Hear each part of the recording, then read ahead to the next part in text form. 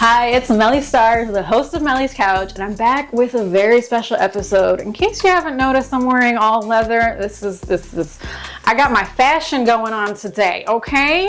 Because my guest is an artist, producer, rapper, designer, model, content creator, and so much more.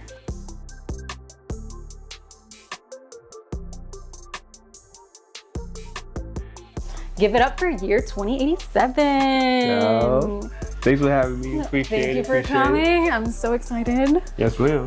I'm excited to this lit. Yeah. I've definitely seen like a few of the homies come through here and just nothing but awesome work. So. Oh, thanks. I know, as I was doing my research, I realized I started connecting all of the dots of all of the people, and I was like, oh man, he wasn't lying when he said a lot of people have come through. Yeah. So I'm going to start with how you describe your brand. Mm-hmm. You said, my brand is known for music, aesthetic, and the ability to collab with other artists, bringing them into my futuristic dystopia. Yeah. So what is like your dystopia? So I've always kind of been into like science fiction, and like one of my favorite movies is like Tron Legacy and Blade Runner and like The Fifth Element and stuff like that. And I think how they portray the future is so dope because it's still modern, it's still gritty. Like Chicago will still have that Chicago feel, like light years from now. But it's like kind of like how when I say I'm bringing people to my like dystopia or whatever, it's just like anytime people like fuck with me, even like you like presenting yourself how you present yourself in that outfit. Yeah. Like that's what I mean. Enter your world. Yeah, and it's something, and it's so clear that like I've had people stop me or like friends or other artists be like, yo, like I seen this certain thing and I was like, yo, that's so year 2087, or like, oh yo, I saw this thing and I thought about you. Like it's a world that is accessible to everybody. Like anybody can be in the year 2087, but it's fashion, it's style, it's attitude, it's like vibe. It's just a thing, and it's really just freedom. Cause like it's open to anybody. Right. Yeah. Anybody can be a part of this shit. I was gonna say, how do I get in? But I feel like I'm already in, kind of. Like, facts. Yeah, legit. I do feel like I'm doing the thing. Exactly, and it's just like you can turn it on and off. You know what I'm saying? Like it's whatever, but like it's this. It's just like it's the fashion, it's the sound, it's the like nightlife. It's the, you know what I'm saying? Like when I pop out, like I've had people not even know if I still do music because they just like, yo, I just see you being outside all the time, or like you just stay outside, you stay lit, woo woo, and it's like, no, I'm still working. Like I still got new music, but like I go out to like recharge my batteries. Like the dystopia is just as important as the art, the brand, the music, because it all just cycles itself. So that's it in a nutshell. In a nutshell. So why 87? Because I did so much research and I'm like, I'm gonna figure this out on my own. Yeah. And I couldn't figure out why 87. Obviously I know it's like obviously the future, but specifically why 87? Because, so there's a few explanations behind the 87. Let's go. So when I was starting off in like electronic music, like I had a huge moment of like loving like that 80s synth wave shit like that. Like, and that was a big sound that I was drawn from in like my earlier productions, and I had like a whole project and a few songs kind of based around like that 80s like synth wavy electronic music. And then like I think 87 was like the best year for it. And then also there's a video game that came out like when I was looking for like a new name to like transfer to and stuff like that, because I had some wild names before I got to the year 2087. We're gonna talk about one of them. So a game had came out. It was called Cyberpunk 2077. Yes, I remember this game vaguely. Yes, that game is life the whole time. But you know, I didn't want to completely like bite that, but I wanted to like just wear that inspiration. Yeah, like kind of tie it. Yeah, so I just upped it from 77 to 87. So year 2087. Okay, all right. That all made sense to me. Yeah. That makes sense. It's something like that'd be like the perception when people think I'm cool and shit like that, but like deep down, like the roots of it, I'm just like I wouldn't say a nerd, but I'm just into a lot of. I was gonna say nerd, but like I felt like nerd was not the appropriate term. Like, I feel like it's deeper. Yeah, I'm still like, cooler than a nerd, but like, wow. you know what I mean? I appreciate the... I'm a nerd, so I guess you're cooler than me. It's fine. It's fine. Nah, it's fucking own it. You know what I mean? I'm a nerd. I make Legos, okay? I build fucking Legos. I'm a nerd. But that's exquisite Legos, though. You know what I mean? Like that's not like just, you know what I'm saying, the Lego as a cliche. Like, that's art. Oh, you know no, what I mean? yeah. I like the ones where, yeah, I'm not just like building Legos. No, Yeah. I like instructions and shit, okay? Yeah. Like, I like to build a purpose, like a castle or the fucking Harry Potter character. Yeah, facts. Nah, Harry Potter raw too. Okay, cool. Because, you know, I can't be too nerdy. Yeah. Nah, you straight. Be yourself with me. Speaking of being yourself, I'm gonna go back to 2011. Oh my god. You know, you knew this was coming. Yeah. Urban Ninja Crow and the Cryosphere. Yeah. Oh boy, this was a time. This was a time. You were inspired by Skrillex, Daft Punk, Cascade, Deadmau5. During this time, and then this is when you were kind of producing electronic dance music, and like dubstep, and I think you were like 16 when you started. Yeah, 16, 17. Around, you were a teenager. And then there was a few singles and EPs that you sent me because I couldn't find them. I was looking on SoundCloud. Apparently, I gotta check Bandcamp. I got them out for like the real hardcore motherfuckers that like want to like find my grassroots and shit like that. But at the same time, I am hoping no one discovers them because it was so like. It got me to where I am now. Yeah, it was the beginning. Yeah, and there's some shit in there I can still appreciate, but that shit is ass. It's so fucking ass. But like again, like I started there. You know what I'm saying? Just like completely self-taught. Like no one. Yeah. I didn't go to school for anything. Yeah, you're completely independent, self-taught. Yeah, I didn't get a mentor until later on when I was good. That's when people started fucking with me. But I had to, like, YouTube was like my everything, like YouTube University. Exactly. And that shit sounds like it's just me fucking with some shit, but then it's working. You know what I'm saying? Like it did work. I listened to a lot of it. I didn't listen to everything because I don't want to like focus too much on the past. You gotta mention the past because that's where you started, but we're not gonna focus on it. Yeah. So, you know, I could see where you started. And like you listed off like my like first inspirations, like it was in the description. Yeah. Like when I fucking when I first, like, I was always into rap and stuff like that, but just kind of like not into the rap that was popping at the time. Right. Like, I was always kind of like looking for something different and something new because I was like I was a kid that like in different classes, like the teacher can be talking and I'm zoned the fuck out, like doodling or something like that. Yeah. Or I was like skateboarding with the homies, like I was just always into some different shit. Yeah. And just not in the mindset of like anything around me. Whatever people thought was cool at the time was not cool to me. Yeah. You were in your own world. Exactly. And that's fine. And then I had I came across Deadmau5 through one of my old friends, like MySpace page profile picture. Oh shit! Okay. And I remember like messaging him, being like, "Yo, what the fuck is this? Or who the fuck is this?" You know what I'm saying? And then he had told me like Deadmau5, and then that was when I was naive to the shit and pronounced it Deadmau5 or whatever, because it's just spelled funny. But I remember like searching it on YouTube and pressing play and hearing like synthesizers for the first time. And hearing like progressive house music for the first time, and just being like, "What the fuck?" I was showing my pops, I was showing my homies, I was showing my little brother. I'm like, "Yo, look, like listen to this." I remember just standing there with the laptop, pressing play, just doing this, and be like, "Yo, that's raw, ain't it? That's fire, ain't it?" And what was their reaction? They thought I was retarded because they like it's like playing like boop, boop, boop. Like it's like playing like music that was not cool or just not heard or like mainstream. And I just went down a rabbit hole with that shit. Like I kept going, like, and then from Deadmau5 I went to Skrillex and then Daft Punk. I was really into Skrillex. At some point, I think I even had it as my ringtone. I think everyone like I feel like at some point everybody has kind of. Like dubstep had its moment with everybody. No matter who it is, somebody had some type of Skrillex, something like. Cause that became the mainstream. Like EDM was huge, and I I like drew from that, and I like that kind of like started everything. It started like kind of like my like fashion, because I started to dress a certain way, wear certain colors. Yeah, your fashion has definitely changed and evolved over the years too. Yeah, depending on like your. Yeah, because I was in that weird like EDM meets skateboard vibe when I first started. So I had like the fucking like the girl skateboard with like just different skate brands and shit like that. But then like a damn mouse, like you know those like rubber like wristbands from back. They were like the snap-on ones. Like you were just. Boop. Yeah, I had them like.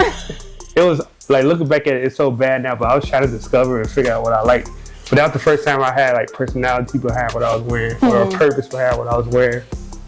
And then like I started doing, I started producing my own electronic music, doing that, as well as like doing like my first like little DJ gigs here and there, and like really just became like an artist. Like I was producing, I was DJing, I was like meeting like my like friends in that sound, and like I went to my first rave in high school, and that changed my fucking life. Like that's definitely like very immersed in the rave culture. For my research.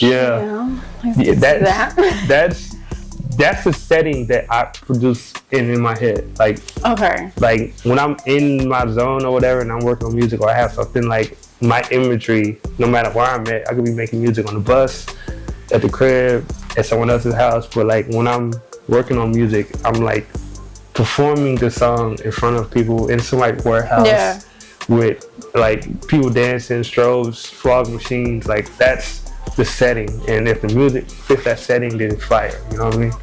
But yeah, that's how I started. Like circling back, fucking damn out Skrillex, all that cool shit. And to this day, like in my music, you can hear small elements. There's still small elements. Yeah. Even your latest track, which I got a sneak peek of, we're gonna talk about later. I can still see you still have like those little like callbacks to where you started from, which is why I like to touch base on where you started from.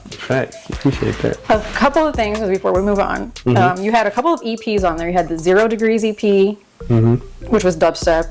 You had Emotions, and then you had Ninjas versus Robots from Space. That was interesting. Oh my god, yeah. That was interesting.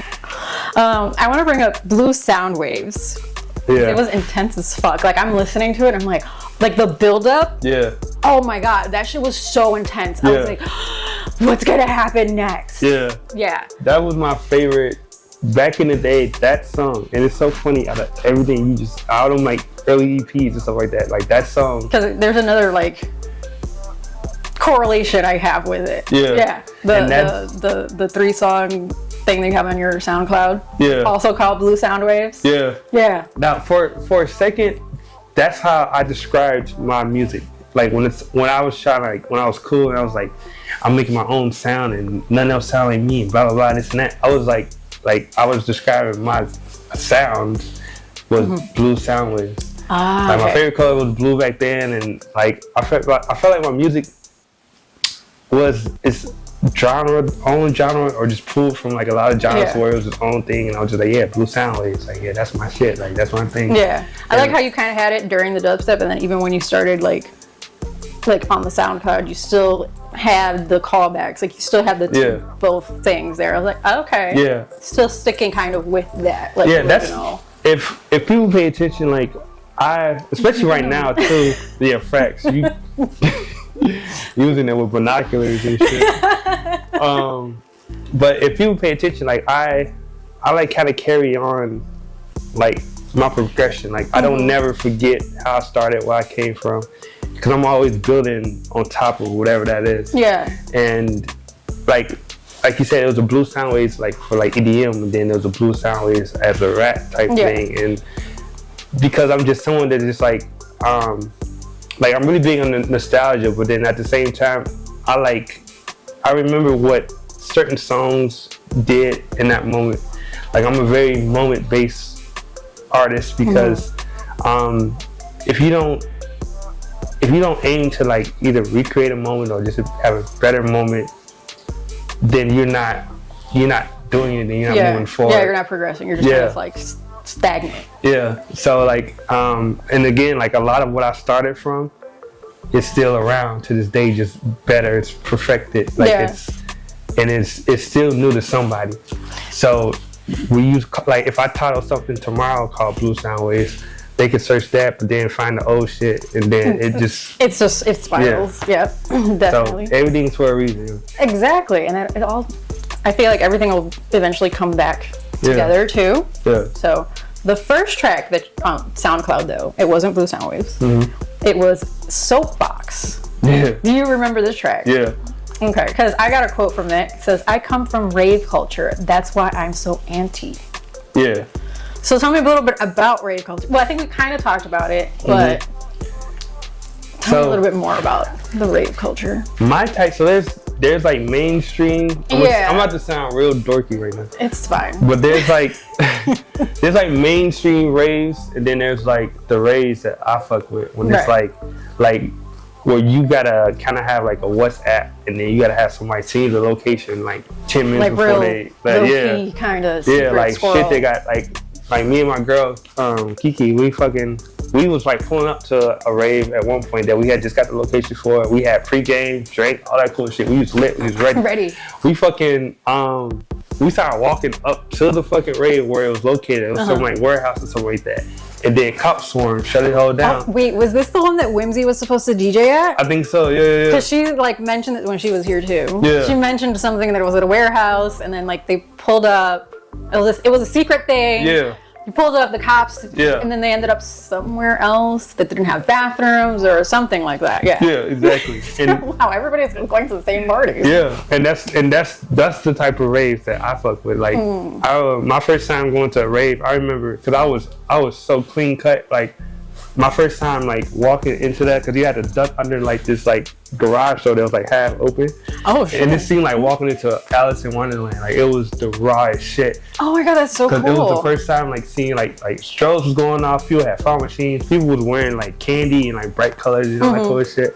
And then fucking I remember seeing my first time like seeing somebody rolling off drugs. Like, somebody was just in their own spot just going ham. Like, it wasn't even like matching the song. The song was like duh, and then the person just like floating in the corner. It was just like, I was just like, yo, this is it. Like, this is what I've been looking for. This is where I feel like I'll fit in. Yeah, this is where I belong. Yeah. This is home. Exactly. And then like I started diving more into it and finding like the sound I fuck with, and I started like finding people that's like into techno, and where the all black shit came from. Like, I don't know if you like ever seen the Blade movie or something like that, but remember that scene where they were walking in and like the blood was being showered on them? Okay. Like that type of rave where it's just like everyone's all blacked out and just fucking just like looking real cool and just doing that. Like I see that scene. Yeah. That movie scene in my brain right now. Yeah. So I started finding people that was like in that lane and finding people that matched the type of like sound and aesthetic that I wanted to in the rave scene and shit like that. And then just kind of like stuck with it and like find a way of kind of like pulling from that and making it like rap and shit like that. But the rave culture is kind of like, it's welcoming and it's so like fuck the government, fuck any like negativity basically. Yeah. And it's just like, that's where that line came from. Like I'm from rave culture, that's why I'm so anti. And I'm still like, in my music, it's still like a fuck you to something in almost every song. Yeah.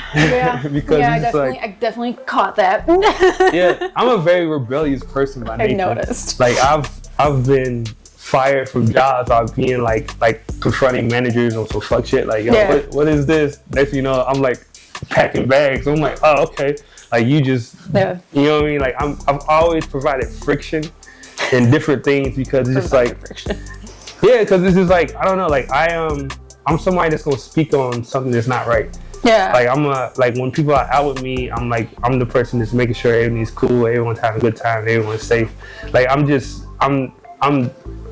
who you want around you. You know what I'm saying? Like, I'm gonna make sure you straight. I'm gonna make sure where we're going is straight, and I'm gonna make sure everyone's having a good time. But if somebody needs to be checked, I'm checking. You know what I mean? Like, and it's just how I am. You feel me? And like being from like that culture and being with other people that have that like-minded mentality feels good.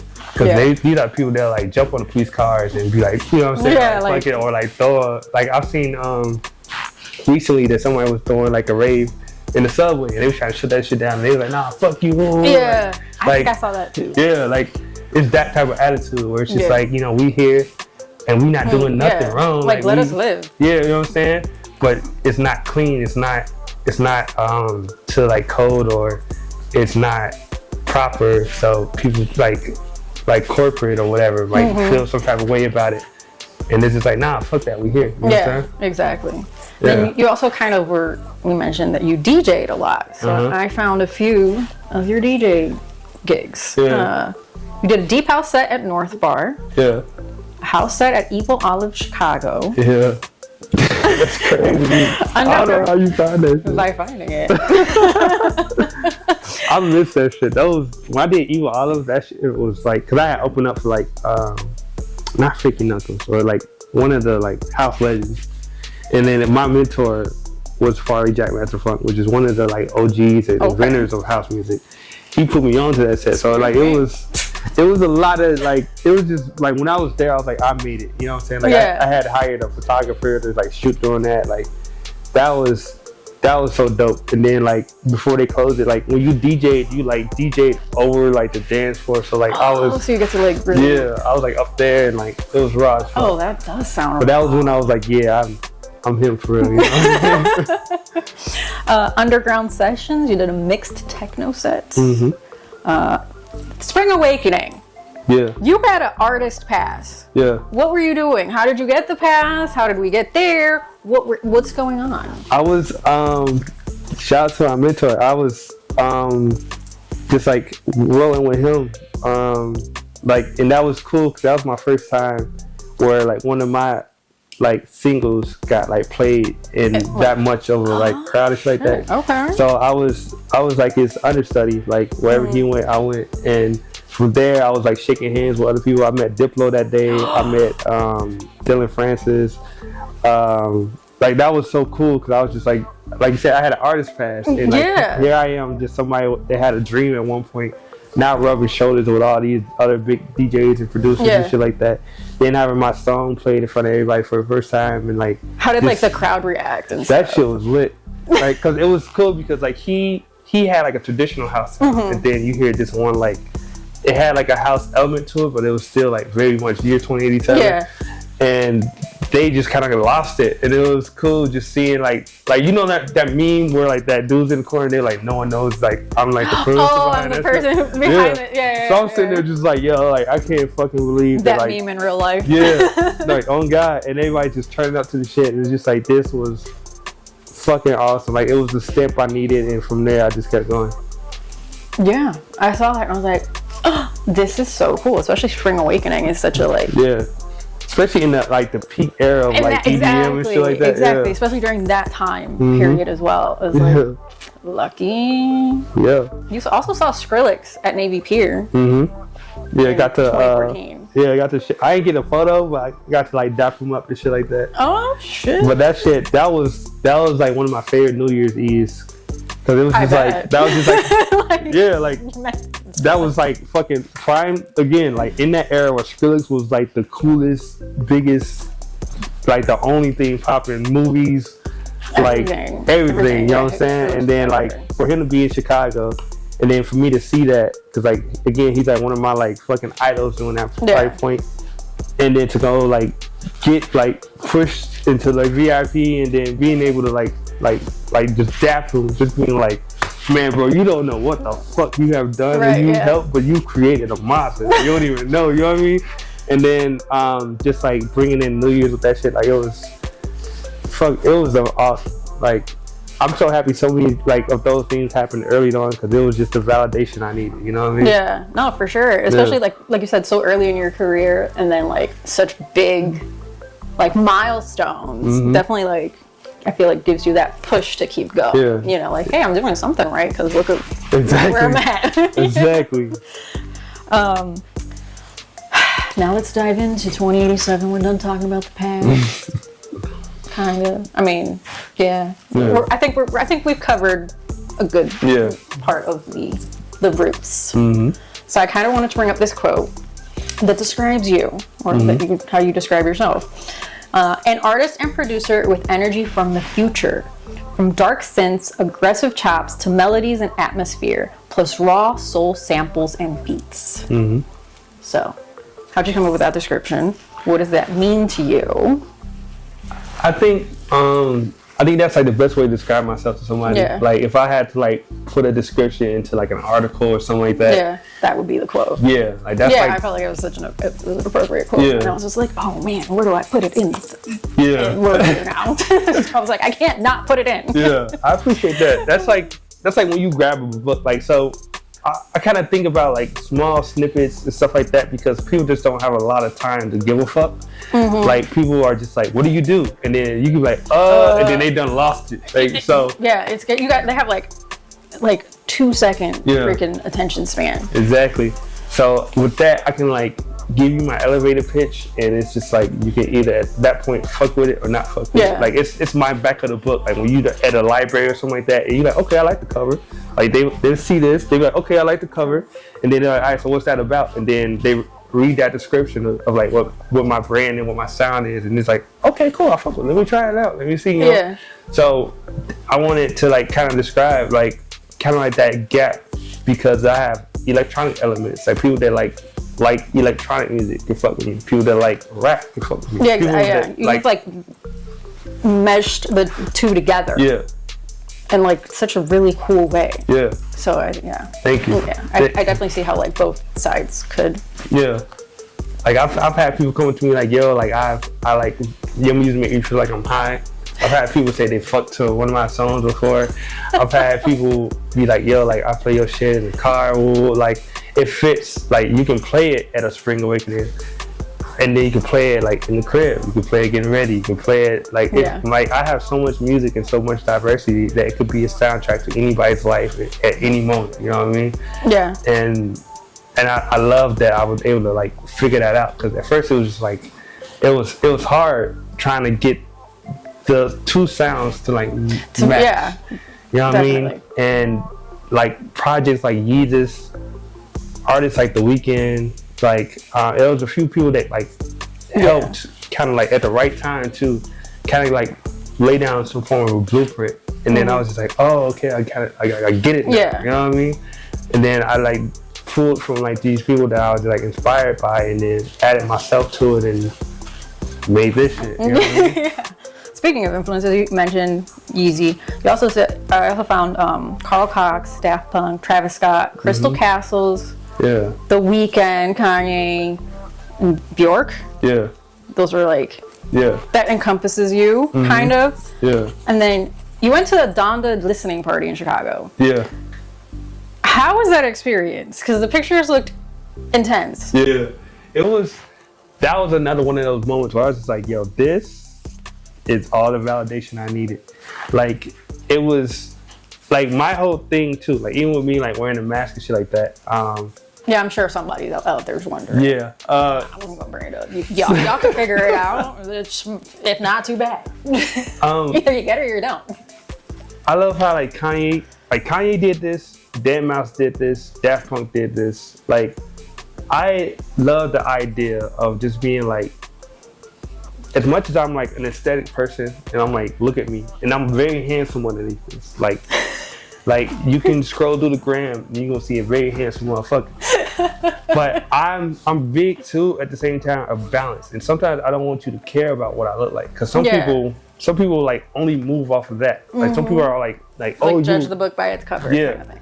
Some people are like, yo, I'll look at you and I'll fuck with you because you look a certain way, or I won't fuck with you because you look a certain way.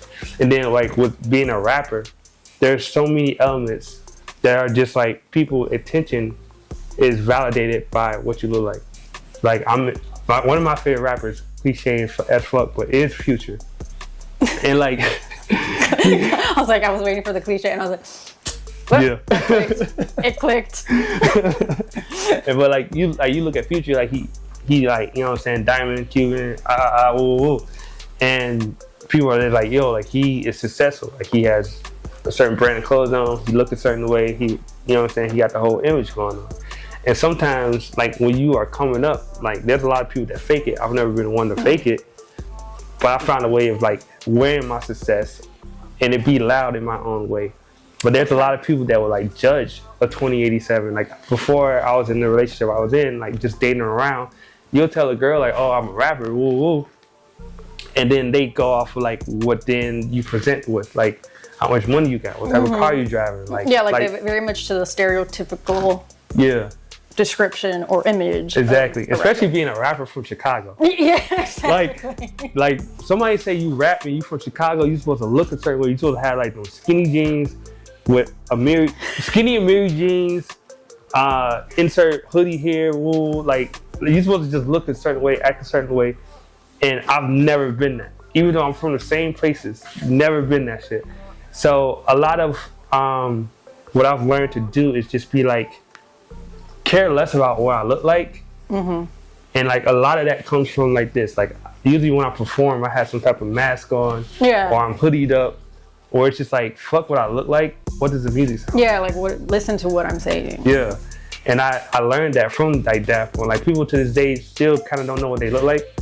And then like when Kanye got into that movement, that was raw as fuck, because it became a thing where it's like, yo, we know that's Kanye, but it's just like, you don't have to look at him as a person. Yeah. Listen to the song. As well as like a few different artists, like Bjork to this day still does that. And that's kind of like the whole... Like your whole... Yeah. Kind of vibe. Yeah, so it's just like listen to 20. Listen to this conversation. Like I was telling Kiki, I was like, well, she was asking me about it, because she's like, you look like one of Chicago niggas. I'm like, no. No. Like, first off, they be wearing shiesties. This has no, like, eyes, you feel me? This is just a blank slate. Yeah. And then... you told me you were going to wear a mask, and I was like, all right. Yeah. This is going to be different. Yeah. But then I was like, I'm also thinking about your influences, and I feel like it's going to be like a Kanye kind of moment. Like, I didn't feel like it was going to be like a Chicago rapper kind of moment. Exactly. It's giving more, well, I mean, Kanye, it's giving Kanye artistic. Exactly. But again, another example of like a different Chicago, which needs, and it's a lot. Like, there's so many people that I could shout out that is like different, but I think I'm just I think right now at the level I'm at, I'm just the best form of the different, you know what I'm saying? Like I'm probably the poster child. They're like, oh, like you like some like unique, you like exquisite, you like niche. Okay, 20. You know what I mean? Yeah. But yeah, like this, you know what I'm saying?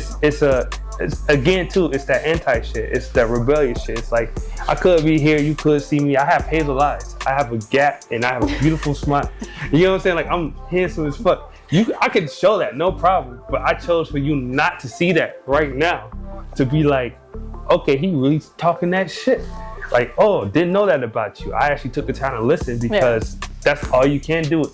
Like, this is a shadow with audio coming to, and then you just absorb it, and hopefully you learn some shit about it. You know what I mean? Hopefully. If not, I mean, I don't know. Why are you here? For real. Hating. Hating. Just being nosy. Just being nosy. Oh, God. Okay. Still speaking on, well, you mentioned Kiki, and still kind of with the influences. Yeah. You guys worked together, and you did, like, you recreated, like, the Starboy album cover. Yeah, for my birthday last year. Okay. Yeah. Why that specific cover? I think that was my favorite weekend, like, that's one of my favorite weekend songs, and then one of my favorite weekend moments, because that was a song that had two of my, like biggest inspirations. You had The Weeknd, and then it was produced by Daft Punk. So like true. Like, and then I feel like I meshed both of your worlds together a little bit. Yeah. And then like it was my birthday, and I wanted to feel like a Starboy. So I was like, she was like, what? Like she usually likes to do for all her friends. She likes to do like birthday shoots. Oh, like she'll hit you up, like if she knows your birthday is coming like that. She's like, okay, I want to make a shoot for you. Like what do you want to do for your shoot for your birthday? And she's in the corner laughing at guys. So if you're one of her friends, yeah, for real, like let me know how that goes. Okay? And I was like, this year I'm gonna be the Starboy. You know what I mean? And like we had the whole like studio set up in our living room, and like she shot that, did her like magic, and made me look like the cover. Literally magic. And she's magical. Yeah, real shit. I'm a lucky motherfucker. I ain't gonna hug you. are. It was so funny because like she's great, and then how we met, she she had to like shake the idea that I was just like talking to her for photos. Because we really didn't do that much, like that many photos I together. I feel her on that because that happens to me all the time. For real? All the fucking time. Yeah, you gotta, when you start like climbing up and you start doing your own thing, you definitely gonna have some vultures that pull up and people that just I have a rule now. If you hit on me, you can't come on the couch. Facts. That's it. That's how you get kicked off the wait list. Yeah, nah, real shit. And if they really fuck with you, then that's not an issue. They gonna find different platforms or different elements. Exactly. So and then just being seen, like when somebody's standing next to Melly, that's all the couch you need. Like if you just walking in the room, you go to a show or something like that, and it's Melly and insert random person here. You know what I mean? It's just like, okay, that's all you feel me, you need. And if somebody like gets to know whoever that person is, then cool. But if not, just be there for the person you with. Exactly. So I 100% agree with Kiki on why she wasn't fucking with you at first. Yeah, nah, real shit. It's so funny. Our first exchange was like, she had took a picture of me at some event, and when I first met her, she was dating somebody else. I didn't think nothing of it. I was just like, okay, cool. Business. I'm new on the scene too. How you doing? And I remember she took a picture of me and I DM'd her and I was like, hey, you know, I'm year 27. I was just wondering, like, can I see them photos or can I buy them photos off you? Her reply was one word, $10. I'm okay. All right. She stuck to business. Zelle, you feel me? What Apple Pay, what you need? Because I really like these photos and I'm new and I'm just trying to, you know what I'm saying? Figure it out. Make my way around these parts. And then from there, like I feel like we just like stumbled into just more conversations and just naturally progressed as it should. And then we talked for a long time before we even did our own. Like I feel like we don't have as many projects as like I would want to or we want anyways, but we life so much and we like, you know what I'm saying? Like it's no longer like Kiki Lopi art in year 2087. You know what I'm saying? It's art. It's like a Kiki 20. 20 Kiki. I don't know what I don't know. You know but that's exactly what it is, to be honest with you. Like that's every day. Like we have no idea how stuff together. I've written down. I'm gonna bring up as we go. But right now we have like a mini Kiki section. The Kiki's Eyes plastic kind of shoot that you guys did, which it made it onto Pink Slip magazine. So what was the concept behind that? Was it weird being with the plastic stuff? Well, no, because you're open to all of the things. I don't know why I thought that would be weird for you. If you need somebody that's like fuck it, that's me. Like I'll roll in some mud if the concept is fire. You feel me? You know what I'm saying? Like I'll do a Don't concept. Don't put me in no mud, please. I'm not going in the mud. Look, I heard it's good for your skin, so fuck it. You know what I mean? You know what? They said God made dirt, dirt don't hurt, so fuck it. This is true. We in the mud, and they drag my name through the mud anyway. So you feel me? You could have the mud all you want. I will watch from the back. Great job. Facts. Cheering you guys on. Hope the pictures look good. Oh God. Keep me far away from that. Say less. But the plastic concept came from, again, being the rebellious person, being the anti person. Like when kind of like getting my legs and moving around and growing as an artist in the Chicago scene, I just started realizing that like a lot of cause I was super naive when I first became a part of things, and I thought like everybody wanted to be friends and everybody was cool, and it was I've gotten like hurt so many times being like, damn, like, oh, that's you for real, like damn, like I'm you know what I'm saying, I always came with open arms. Like I've like introduced people with beats. I was like, yo, like try to make friends. Yo, I produced and I made this beat and I think you'll fuck with it. And like when I was just the new person around, it was cool. But then when people started hearing like, oh, like you made that? Oh, you perform that way? Like when I grew a fan base, it started really highlighting who genuinely fucked with me and who didn't. Yep. And you just started realizing like in the scene, in the industry, that there's a lot of plastic around. It's a lot of mannequins, there's a lot of fake smiles. And like that plastic concept, even if you read the description, is about me trying to break out of that plastic environment or that plastic scene or around them plastic people, because it's fucked up. Because like you just want to be yourself, and you want to be amongst other people that want to be themselves, and somebody can fuck with you because you're yourself, and somebody can hate you because you're yourself. Yep. And there's a lot of people that want me to kind of like fuck with them, or like be under somebody, or just like stay in my own lane, but I can't help that my lane is this wide. Yeah. You know what I'm saying? Like I have a whole expressway. You got like an alley, you know what I mean? Yeah, you're like a side street. Yeah, you feel me? Side street. Yeah. Fuck out my way. Exactly. You know what I'm saying? Like I have no stoplights. Like my shit is just green lights all the way through. And yeah, you gotta stop every 2 seconds. Yeah. Oh god. You in a residential. Niggas need toes and shit. But yeah, that was the concept where it was just kind of like highlighting and just being honest, because I feel like a lot of people deal with that in their own way, or they're the fucking bullies that are like no, this is my shit, and if you want to fuck with this and my shit, then you gotta be under my rules or whatever.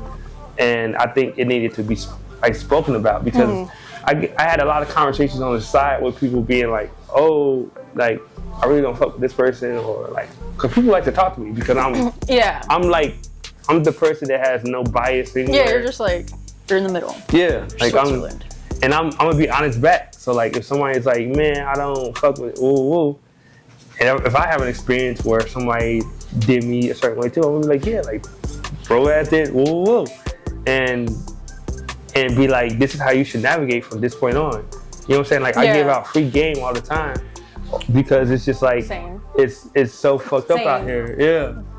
Same. But if you know what that face is for. But that's what. Continue. No, you straight pop your shit. It's not about me. Yeah. But I had to. Nah, look, I am. Anytime you need to just take the mic and you just need to be like in another thing. And you motherfuckers, you know who you are. You know what I'm saying? Because again, it's all about standing in your own like aura, because you only have one life to live. You're your own artist, and don't never let somebody like try to dim your light because they insecure about something, or they got something going on, or you don't want, or you choose to not fuck with them, and that's okay. There's enough friendship for anybody. You know what I'm saying? There's enough networking for anybody. There's enough like shine. Like Chicago is so stingy as a fucking like scene till this day. You know what I'm saying? Like I've still kind of get my feelings hurt. Like I'm a very vulnerable person, a very honest person. Yeah. And I like, you know what I'm saying? As cool as I look, I still have feelings. And even though not a whole lot, because I'm an Aquarius, we have like that many. You have like this amount of feelings. But if you hurt that, like you are really fucked up. Because you gotta find that. You gotta like, I know. You know what I mean? Like you can't stumble to something that big. No. And for you to stumble there and fuck it up. Damn, you fucked up. Yeah. You a shitty person. Exactly. So you need to go find a bridge. Yeah, oh god. And fucking calling that bitch. But yeah, that's the story behind Plastic. It's just kind of just highlighting the bullshit and being like, yeah, I see all that. And if you understand too, like the bullshit, and I think that's another reason why I got picked up, because it wasn't just the message, it's the visual too. Yeah, and the visuals. And then again, it's fucking different. Like I felt so honored because I know I'm very eccentric. Like I'm very to taste, and some people like one of my biggest struggles as an artist was people just not understanding or misunderstanding what year 2087 is. Right. And a lot of people could see Plastic and be like, what the fuck is that? Some people could see it and be like, yo, that's the coolest shit in the world. And for like Pink Slip to pick it up, like appreciate y'all, like, yeah, that's dope. Because it's so dope. Kiana knocked it out of the park. Like, of course. Like I was able to just tell her what I wanted to do. And again, something we did at her own like studio. Like we didn't have no peer space, no fancy. Yeah. She just worked her magic behind the lens with editing, so on and so forth. So like it was all around, and the timing was perfect, and it's so true to myself and who my brand is that it's something that's gonna last forever. Like you can see that shit years from now at a fucking like exhibit, art museum or something. Yeah, for sure. And the message is still gonna be like fresh to someone reading this shit. because I feel like that type of environment just comes like art is competitive, rap is competitive, and there's so many people that's just like, I want to be number one. Like I have a verse where it's like scared to make rap friends, Squid Games y'all trying to win, till we ever win, because like it is like I could be fucking with you, like you could be my homie, yeah. But if you rap and I rap, and we in the same room and we perform back to back, I'm trying to be the best motherfucker in that room. Yeah. And it's like, at the end of the day, that's just how it is. Like you can only, the rap game is a competitive game. Yeah. So, and then sometimes it gets snaky and then you just gotta watch out for that shit. That's all. I think every creative space, even like podcasters are competitive. Like everybody, even though everybody's in their own lane, and I don't personally consider myself a podcaster, but that's just kind of, for like, you know, argument's sake, that's kind of where I've been. I'm a journalist at the end of the day. Yeah. But even then, it's like I've noticed other people picking up elements that I have been specific to the couch, and then they didn't have it before. Yeah. And now all of a sudden they're trying to peep that shit. And we see that shit. And we see it. And that's not right. Exactly. You better be like, yo, like shout out Melly's couch, man, for the spoke, woo woo. You know what I'm saying? Like shout somebody out. Like don't be afraid to like let people know where you got an idea from. Exactly. Because it doesn't hurt you at the end of the day. Exactly. Melly is gonna keep doing Melly. Like the reason why you are inspired in doing what Melly is doing, because she's gonna keep doing it and she's gonna keep going forward. Therefore, y'all not gonna ever intersect. So don't, like, if you grab some like fucking like inspo, just be like, yo, thank you, I appreciate it, and then keep doing your thing, because again, no one intersects. You know what I'm saying? Yeah. And then you can never do it like Melly. Melly can never do it like you. So just everybody just be cool with everybody, and just be like, yo, like shout out you, shout out you, shout out you, and just keep it pushing. Yeah, I think my thing is too is like not stick to your lane, but like if what was working for you before is working for you, then like don't like if it ain't broke, don't fix it. Like, and just because you see, oh, that's cool on somebody else's, like on the couch, like you think this is cool, all right, but that doesn't mean it's gonna work for you. Yeah. Because it works for me because it might be just my personality, it might be how I present it. Like you can't present the same thing if it doesn't, like if you don't naturally have it. Yeah. I think that's where I get frustrated with it. I'm like, do you feel cool like when you see it? Do it piss you off, or do you be like, that's dope? Like when you see somebody clearly like drawn from you. It initially I'll be like, oh, what the fuck? Fucking copycats. And then I'm like, actually, I think I'm doing something right because clearly other people see it. So yeah, so it's kind of like initially I'm like, I'm pissed off, and then it's also like motivation, like, okay, well, what new element am I gonna add next? It's again back to that competitive space, you know, where it's like, all right, fine, now you guys picked up that idea, let me think of another idea, you know. So yeah, that's kind of where I kind of go with it. But yeah, I think every creative space has its own type of competitiveness to a degree, you know. Yeah, that's honest. I fuck with that. Yeah. You also did Sculpted to Perfection with Kiki. How was that shoot? Because that was a little different. Yeah. That one was pretty much Plastic 2.0. Yeah. Like, same thing I said like earlier in the interview, like I like to carry a concept and evolve it. And that was kind of like talking about, okay, like Plastic was at a Chicago scene level. Sculpted was at an industry level. That's when I like, okay, I'm heading towards this industry, and from just looking from the outside looking in, people, these labels, all that, they kind of want a perfected thing, and if not perfected, they want to brand you. They want to change your to like, their like specifications or their vision for you, instead of just like, hey, this worked already, let's just capitalize it and like, you know, maybe refine it a little bit. They just want to take it and be like, no, let's do all this other shit. Exactly. Like they'll like you, like they'll invite you to get signed. They're like, yo, we love what you're doing, you're amazing, we love that song, we love your look, we want to change it all though, we want to like put you with this, we want you with that, we're gonna have you collab with this person. Like they like you enough to then be like, but we have a certain vision for you. And for me, like I'm so like aware of who I am and what I want in my brand and what I want to do and what it sounds like.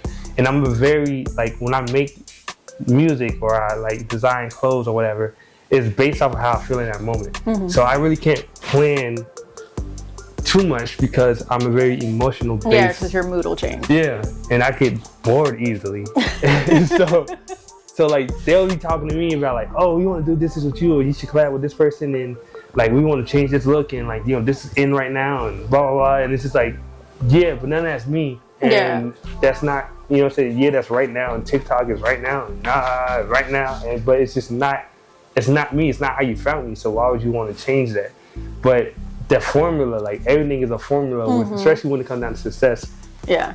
And you can see it. You can follow your favorite artists until they break success, and then you'll see this new version of them, and they kind of like lost that like edge to them. They done lost that like spark because they went through this machine, and then you start hearing the people talk about that they want to get out their contracts, and they like Doja Cat had a big, oh my God, like, Doja Cat's she's a perfect example of that shit. Example.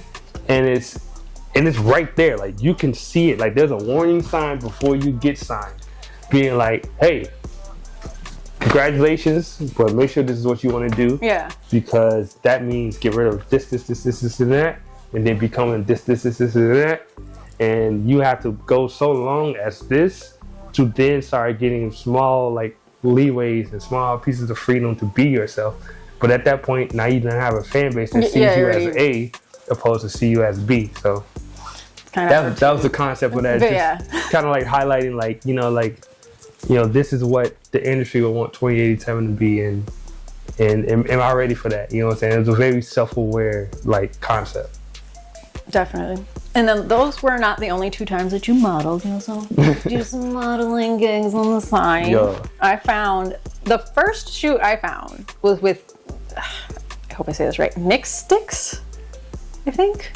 Yeah. Her real name is Nikki. She was, I wasn't quite sure what the... she was a photographer and a DJ. She worked at Guitar Center with me. Like back in my first job type shit. Was that the beginning of your modeling career? Yeah, I guess you could say so. It was like something that like I like, that was like one of the first things I like organized, and kind of was just like, I need professional photos, like I'm DJing, I'm this and that. So it was a very clean, regular ass photo shoot. But it was still kind of like year 2080-70. Like we went to like a abandoned train. Like it was a train. Yeah, it was like a old metro station and shit like that. So it had the concrete and the like bolts and like rust and all that cool shit. But it was not fly though. But it was like the first time where I was like, okay, I could see myself in this space, and then just kind of like discovering like what it is today, but just way whacker. You know what I mean?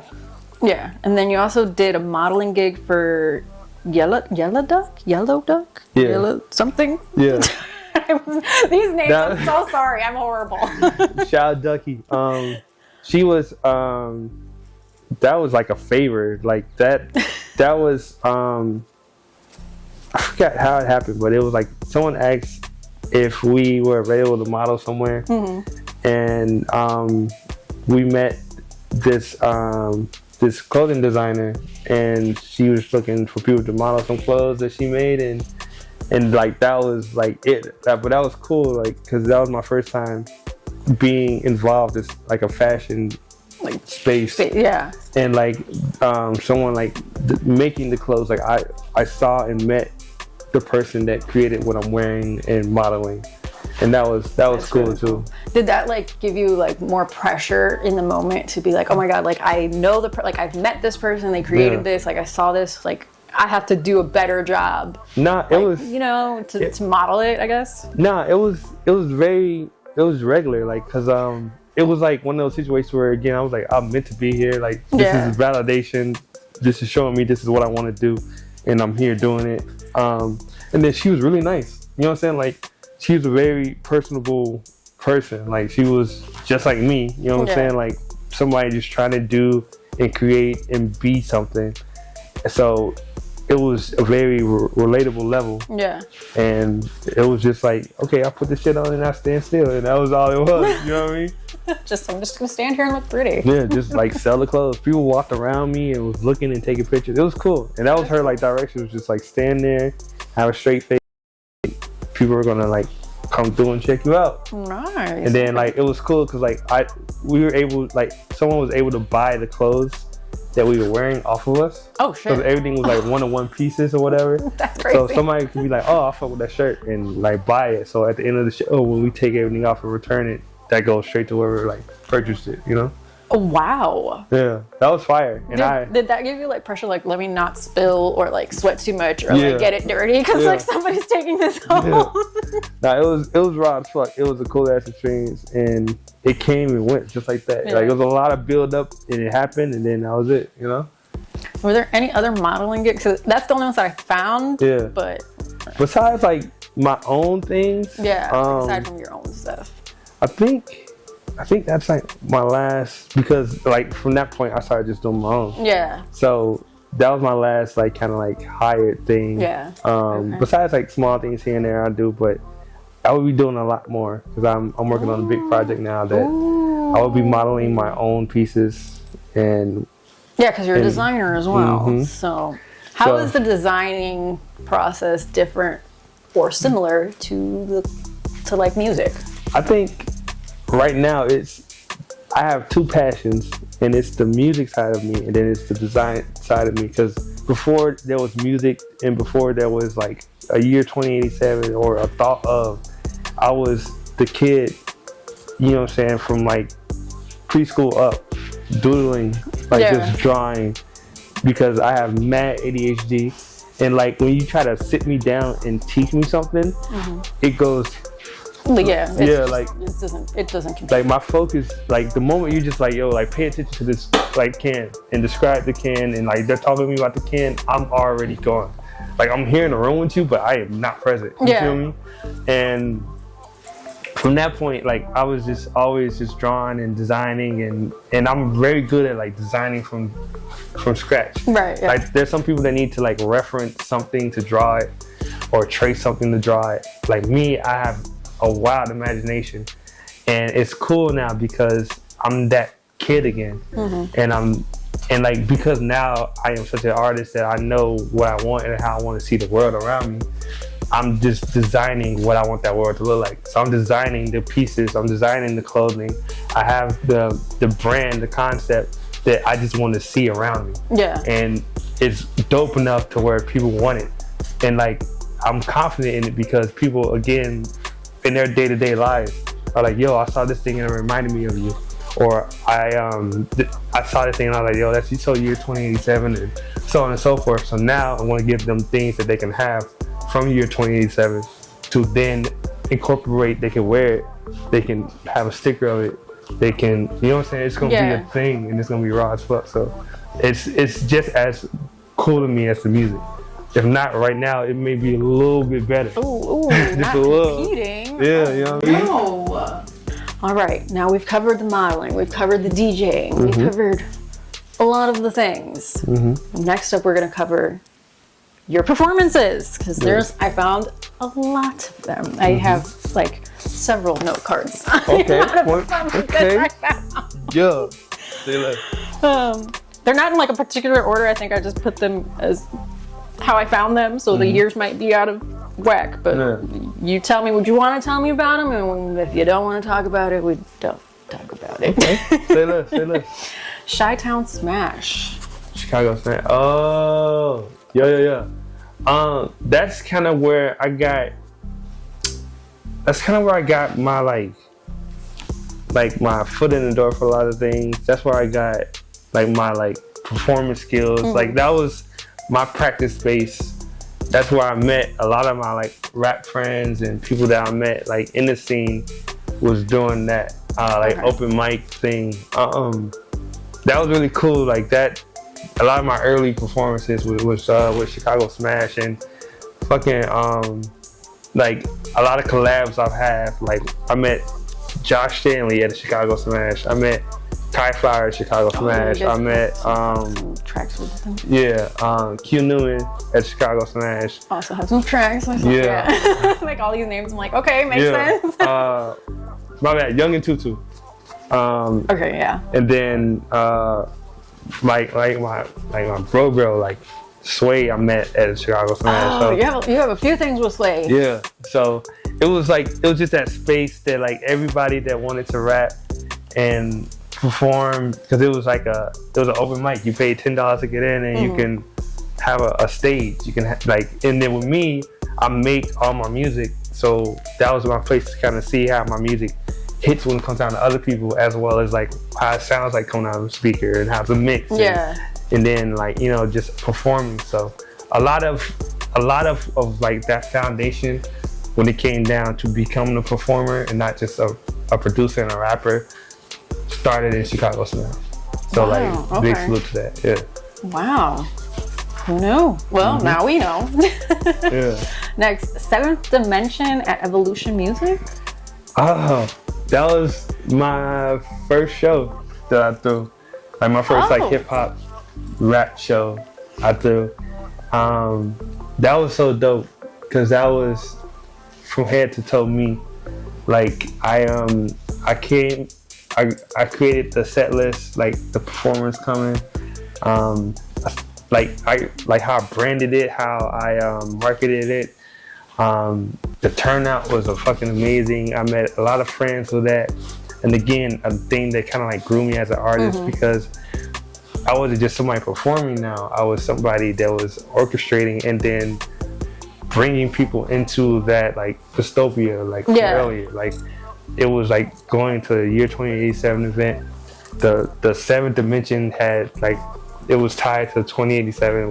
Like it was so dope, and it provided a platform, and it gave me that validation of like, like I can't create a space. It makes sense to others. And it was just with a whole bunch of friends and I made friends there, and it was fire. Like it gave me the confidence to be like, okay, like I'm not just somebody just like DJing at your show or somebody that's just rapping at your show. I'm making my own show.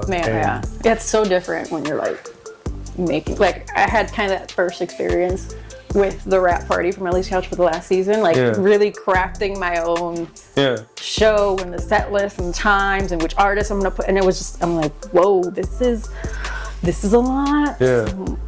I feel you on that. It's a completely different like. That was my first time having like, and it's so funny because no one knew it. That was my first time having a panic attack. Oh my god, how did you like handle it? Like I remember it was so smooth. Like the entire time until it was my time to like perform and be on stage solo. And I remember being like, all right, y'all, like intermission, woo, and just being in the bathroom, going, do it. I'm freaking the fuck out. I feel like I got puke and shit. And I'm just like, what the fuck is this? And like, cause like before I learned what the fuck mental health shit was from like my girl, I didn't know what a panic attack was. I didn't know what anxiety was. So I'm like, what the fuck going on? Yeah, you're just like, something's happening with my body and I don't understand what the fuck's going on. Shit. And just being too hard on myself. Cause like the show was going great. But just with me, like, okay, I was a main event. Everybody was like, yo, like, Tony about to perform. So like everybody stopped smoking cigarettes. Everybody like everyone, it's like everybody needs like all the attention on you at that moment. Yeah, cause like everybody was like, yo, we here because of him. Like, like we here for him. Like, let's go. So everybody pulled up. So I'm on that bitch, like I'm rapping, but I'm like keeping my eye on the garbage can at the end of the stage. So I'm like, yo, cause if I got a puke, you know where to go. Just beeline it for the trash can. And like no one knew I was going through that shit, but that was such an amazing moment because I think that was before like my listening party and all that cool shit. Like it was just like, yo, I am not just an artist, I'm a brand and I'm a space. And I'm a network, like I'm a community, and that's how I still look at myself today. Is like 2087 is a community. I always like in like certain captions and shit like that. I'm just the what's that shit called? The lighthouse. Oh like, you're just like a beacon in the night. Exactly. And year 2087 is just a space. I'm not year 2087. You're year 2087. She's, you know what I'm saying? Like everybody can be year. Exactly. And that's where I get my purpose from. It's just becoming like that hub in that space for just people to be like the coolest version of themselves. You know. That's awesome. So like, you said it was your first panic attack. Was that like the first time that you remember having a panic attack, or like literally just your first panic attack? I think that's the first time I understood what it was. Okay. Yeah. Okay, yeah. Because, like, I had panic attacks from when I was, like, 10 or 11, was when mine started. So I always kind of knew what they were. Yeah. So I'm like, I was wondering if it was, like, that was just your first one, or just, like, the that first was one definitely the first, like, I've you had, understood, like, and then yeah. looking back, I'm like, oh, and I was going through it that way. Like all the pieces start to fit Yeah. into the puzzle. You're like, Yeah. oh, shit, I've actually been dealing with this for, like, half my life. Facts. JK. Do you still kind of get panic attacks or, like, anxiety at shows and stuff, or you kind of, like, have your, like, systems in place? I do still get butterflies when I perform. Okay. Like going to the event is where it's most. Like, that's what I'm like, okay, I gotta take my shot. I'm like grabbing, I got my music playing, I'm trying to, like, get in the zone of it. And then when I get there, I'm like chilling. Like, I'm cool, like, I'm chopping it up. I got my spot, I got my drink, I'm with my friends. Most of the time I'm there with Kiki, so we chilling. Like, and then I'm just like, okay, at some point, because when I, like, walk into the room, I'm instantly reminded that I'm 20, you know what I mean? Yeah. Like, people are like, yo, Get in your zone. shit, Yeah. like, yo. And then, like, when they call me up, it's never just like, oh, next up is 28. Like, it's always some type of, like, yo, no, like, y'all already going to the future. Yeah. You know what I'm saying? It's always, yeah. like, some, like, because, like, people know my record, and they know that it's not just, like, someone rapping and then leaving the stage. Like, it's a show. Like, I've had people describe some of my performances as, like, being at Lollapalooza or being, like, at a festival, because, like, I have guests come up sometimes, or just how I carry myself. So, like, once I realized, like, oh yeah, like, duh, I'm 27. You know what I mean? Duh. Then I just hop on there, and then most of the time too, like, I have like a shot or two in me, so I'm really tossed up, and I'm just waiting for my turn at this point. Like, yeah. And then sometimes too, like, and I like to be in that perfect space. Like, I don't want to be at the very end because everybody's going home. Yeah. I don't want to be too early because then it's like no one's there to see it. We're still you know getting what I'm saying? there. Like, Yeah. I love, like, that sweet spot, like, somewhere like towards, like, the middle end. Yeah. I And- feel like a lot of people like that sweet spot, you know? And then just go out there and, like, kill that shit. And then at that point, now I got new followers. At the end of that, people dapping me up. People like, yo, you raw as hell. Like, it's such a fucking rush. You know what I mean? Like, I get on stage and that shit is a fucking rush, and it feels great and it's awesome. And then when people know the lyrics and know the song, that or even have their hypes you up favorite, more, yeah. yes. So, and then, like, sometimes, like, Kiki's, like, she's shooting her B-roll or something like that. Yeah. So while you performing and you having a moment, like, performing, and I'm intertwined with somebody in the crowd or something like that, then you got the flash going off, you just feel like a superstar. yes. Yeah. Exactly. And it's like one of my favorite parts about making music is performing, and that nervousness, because it turns into, like, adrenaline, and just, it's so raw. It's the second best thing to sex. I ain't gonna hold you. Oh, okay. Wouldn't know, because I don't perform, so I guess all I have to go off of is sex. That's it. I have Exactly. to, I don't know what the fuck performing. I don't have that high, I guess. Oh, God. So still sticking with performances. Mm-hmm. The License to Ill event. Yes. Damn, that was some time ago. I think that was the first show I performed at Magoo's, and, like, I performed with Whimsy, I performed with Sway and Young and Tutu. Okay, yeah, I know the pictures and everything. Yeah, all of that's coming. And that was cool. That was, like, early in, like, my relationship with Kiki. Like just now having, like friends and, like, that space and shit like that. Like, it was cool, and it was an amazing, like, performance. Like, that's when I started figuring out my swag too. Like, and it was just a cool moment. Like, I performed Take the Lead. Take the Lead, yeah. Yeah, like, it was, and then that was cool because it wasn't a hip hop crowd yet. It was, like, a very rock crowd. Yeah. Because, like, it was a weird concept to put me inside of, like, this, like, it was like punk-esque, rock-esque type of show. Yeah, it's like its own little, like... Yeah, and then you got niche, my futuristic ass, like, trying to rap in front of somebody that likes fucking Metallica, but they fucked with it. They fucked with it hard because, like, my music kind of has metal elements to it. It's like, it kind of fits a little bit of everything. Genre. Yeah. Like, so it worked, and they fucked with it. Like that was one of my favorite shows because that crowd, like the hip hop crowd, they'll look at you dead in your fucking face and have zero like but be fucking with it. Like you would think you would do ass, and then you get off stage and somewhere like, yo, hey, that shit was dope, yo. Fuck with it. Like you lost hell, woo. And I'm like, bro, then bop your head next time. Let me know something.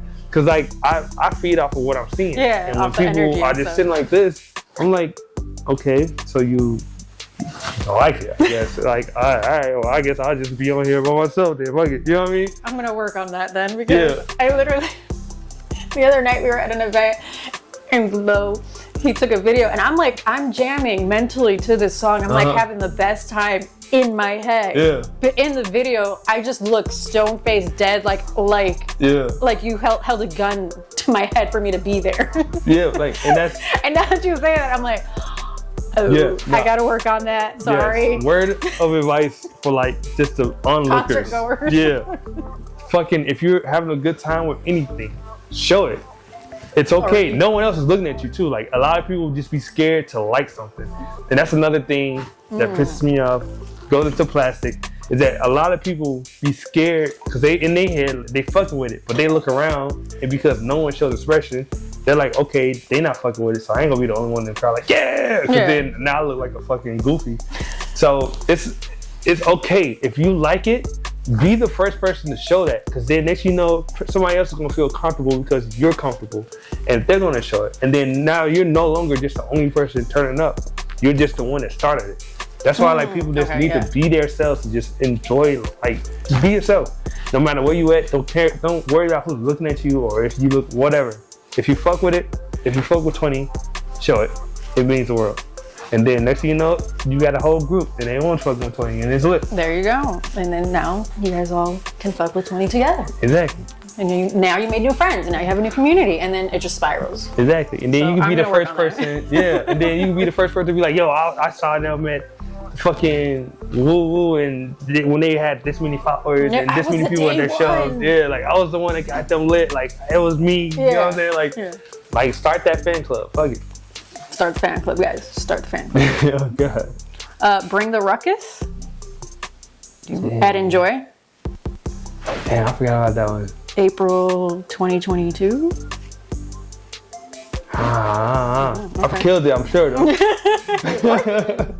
My body did, of course. Yeah, of course.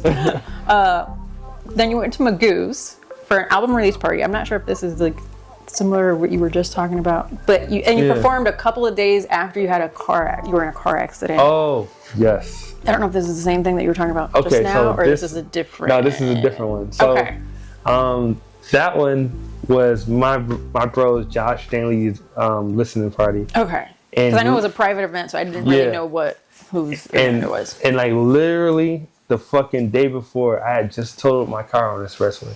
Yeah, I know that. I saw the pictures. Yeah. That was a lot. So, and that like you walked away with like a scratch or something. Yeah. Like, thank God. Because like that, it looks crazy. Like if you look at the car, it does. Looks crazy. And I'm not inserting the images here, but. Yeah, like I fucking. It's not getting anybody triggered. Yeah. And like it was so fucked up because like in the moment, I'm looking like, what the fuck? And I'm trying to start the car because like the inside looks fine, regular. Yeah. And then I tried to open the door. The doors aren't opening. I'm just like, yo, what the fuck? It can't be that bad. Then I had to crawl out the back seat and saw the outside. I'm damn. And literally the next day, like just kind of kept it pushing, like and that kind of motivated me too, because it was just like because you said like creativity kind of helped you like mentally through that like time. Yeah, because it was I had just lost my job not too soon from that. Yeah. Or not too far from that. So I had just lost my job. I think I had lost my apartment, or was on the way to losing my apartment. Then I like had the car accident, lost my car.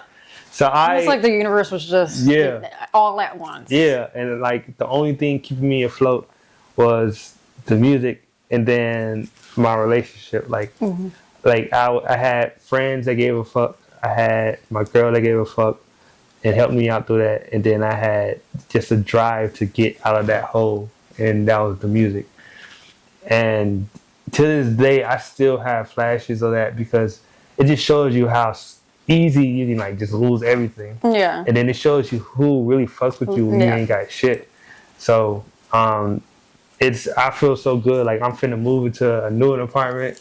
I've worked a whole lot of life and just like my own personal things that I like dealt with in like the last year or so, that even right now is just a testament to just being like, yo, this is what hard work, fucking prayer, and just drive and motivation does. Yeah. Like, cause it took a lot to get here.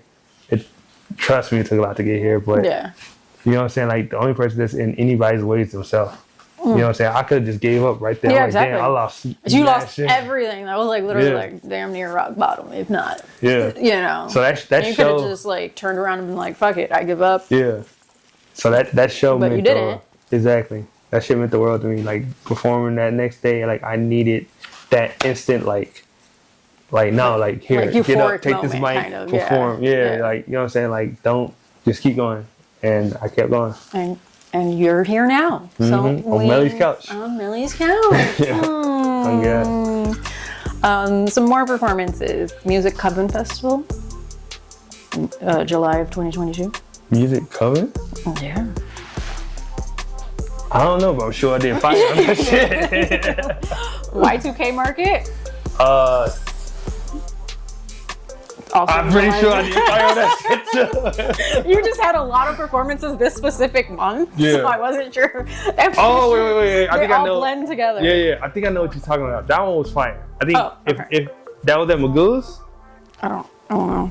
Okay. Maybe. If it was at Magoo's, it was fire because I remember that was one of the shows. Like after the thing, I just had to like really perform because I just had a lot of emotions and stuff like that. And if it is the one from Magoo's.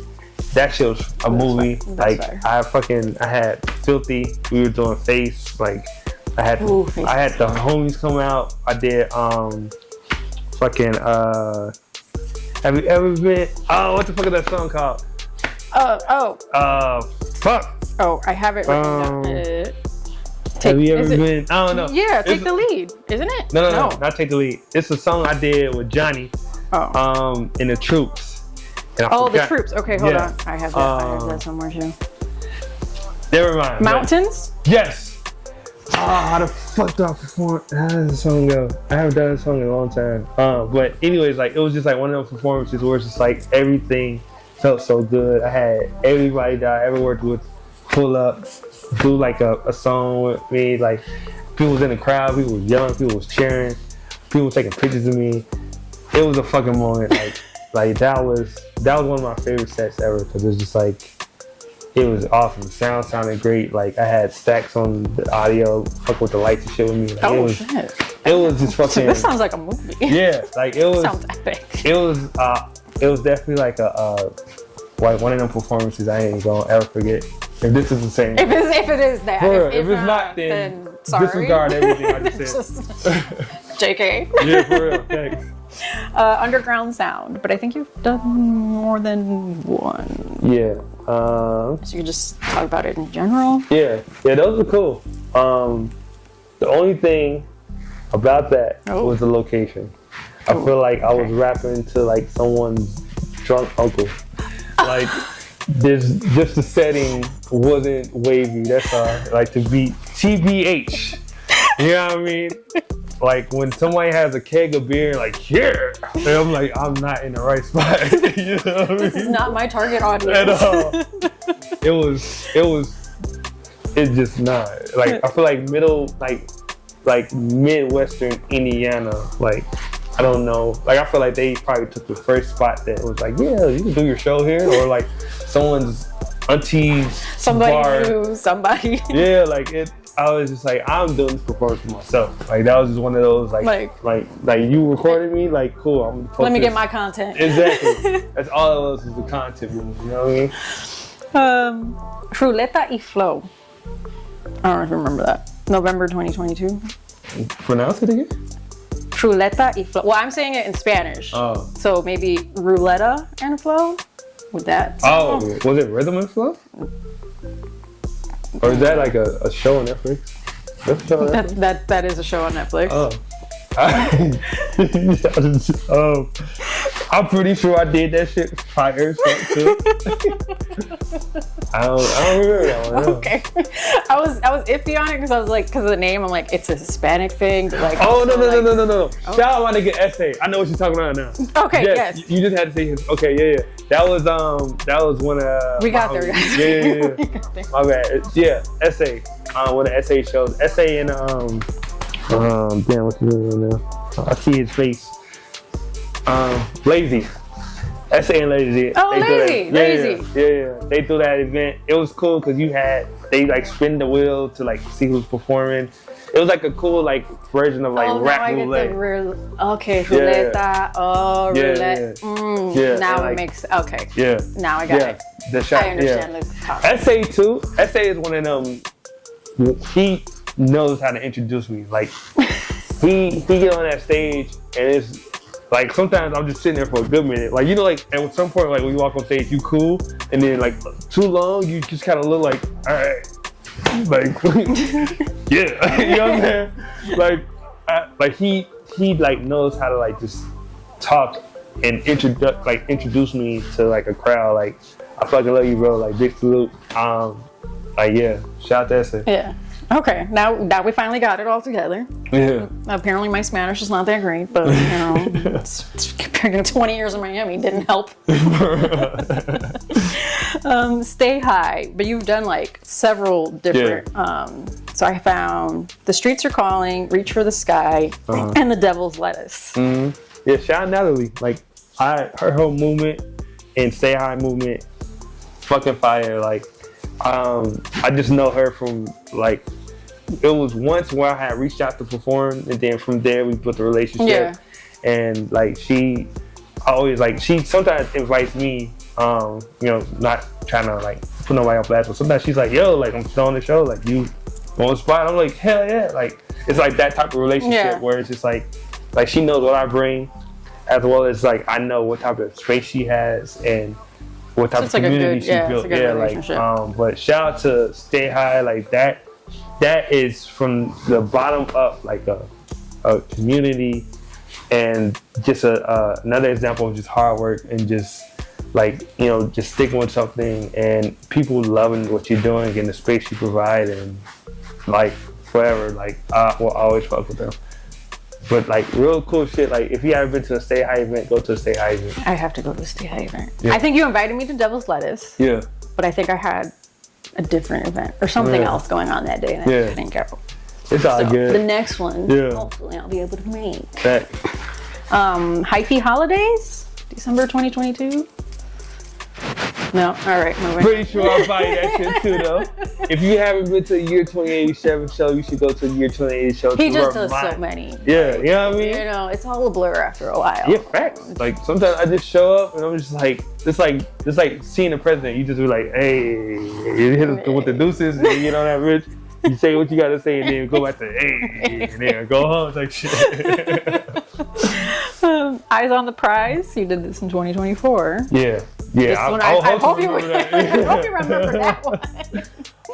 That one was cool because that was like that was my first rap competition, and I was so fucking blue because it's hard to like you can have a set list in mind, but you don't know. I didn't know a whole lot about everybody else that was performing that day. Yeah.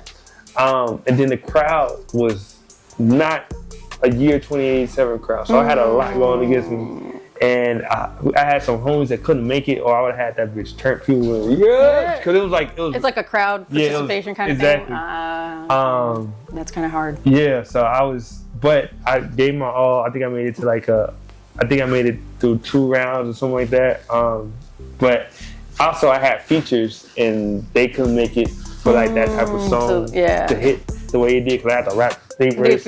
And that's not your verse, and then But that was cool. That was like my first time kind of like putting my music like against somebody, opposed to just being like, this is my section to perform. It was like me versus this person, and you know what I'm saying? Like it was cool. That was definitely different. I would definitely do that shit again too. Oh, that's actually like a beat.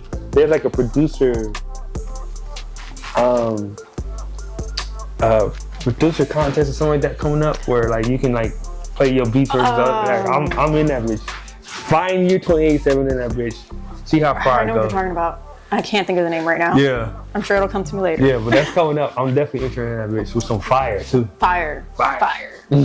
Next up, the MHP The Village. I was there. I don't remember seeing you. I really don't. I was the host. Really? That's crazy. That's crazy. I introduced everybody on stage. Damn. I remember seeing Kiki. Yeah. Taking pictures. Yeah. I don't remember. Yeah. I literally was like, he was there? That's wow. That's crazy. Wow. I'm definitely, hey everybody, I am the host. My name is Year 2087. Welcome.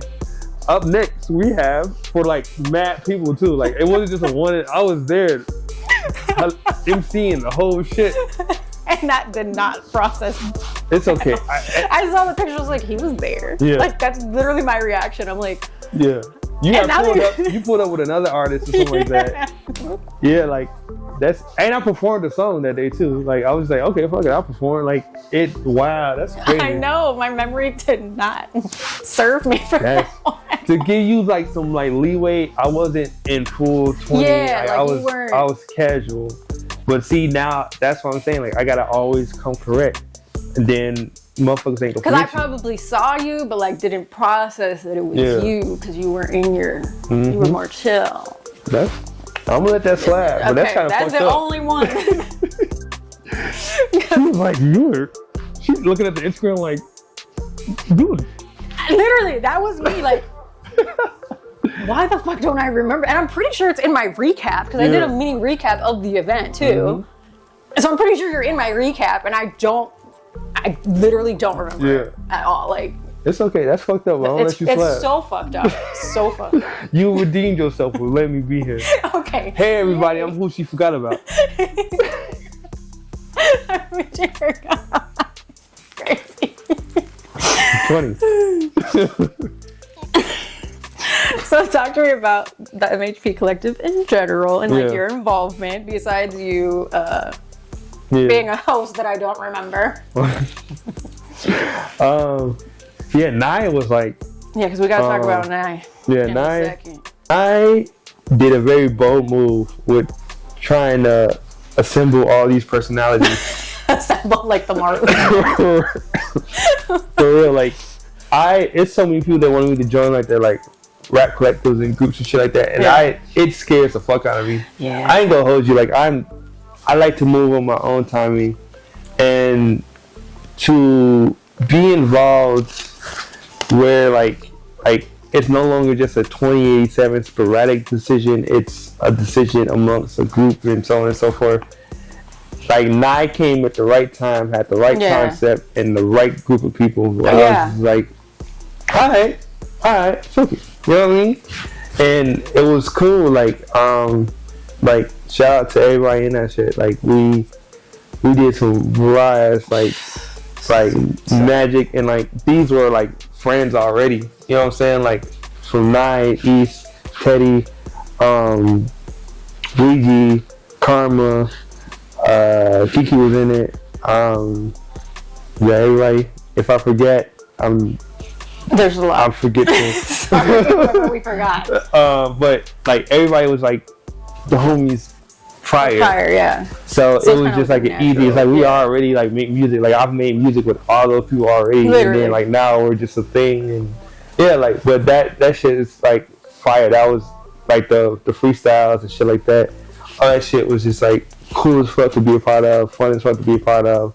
Inside of like this, like even though we were squad, I still felt like it was like competitive, but in like a cool way. Like we like got together, made a lot of content. We went to Nine's house, people came to our house. It was fun. It was like it was fun. Yeah. In the Cypher, I went back and listened to it because I've watched this Cypher like 15 fucking times at this point. Yeah. Half your views are mine. Yeah. Okay?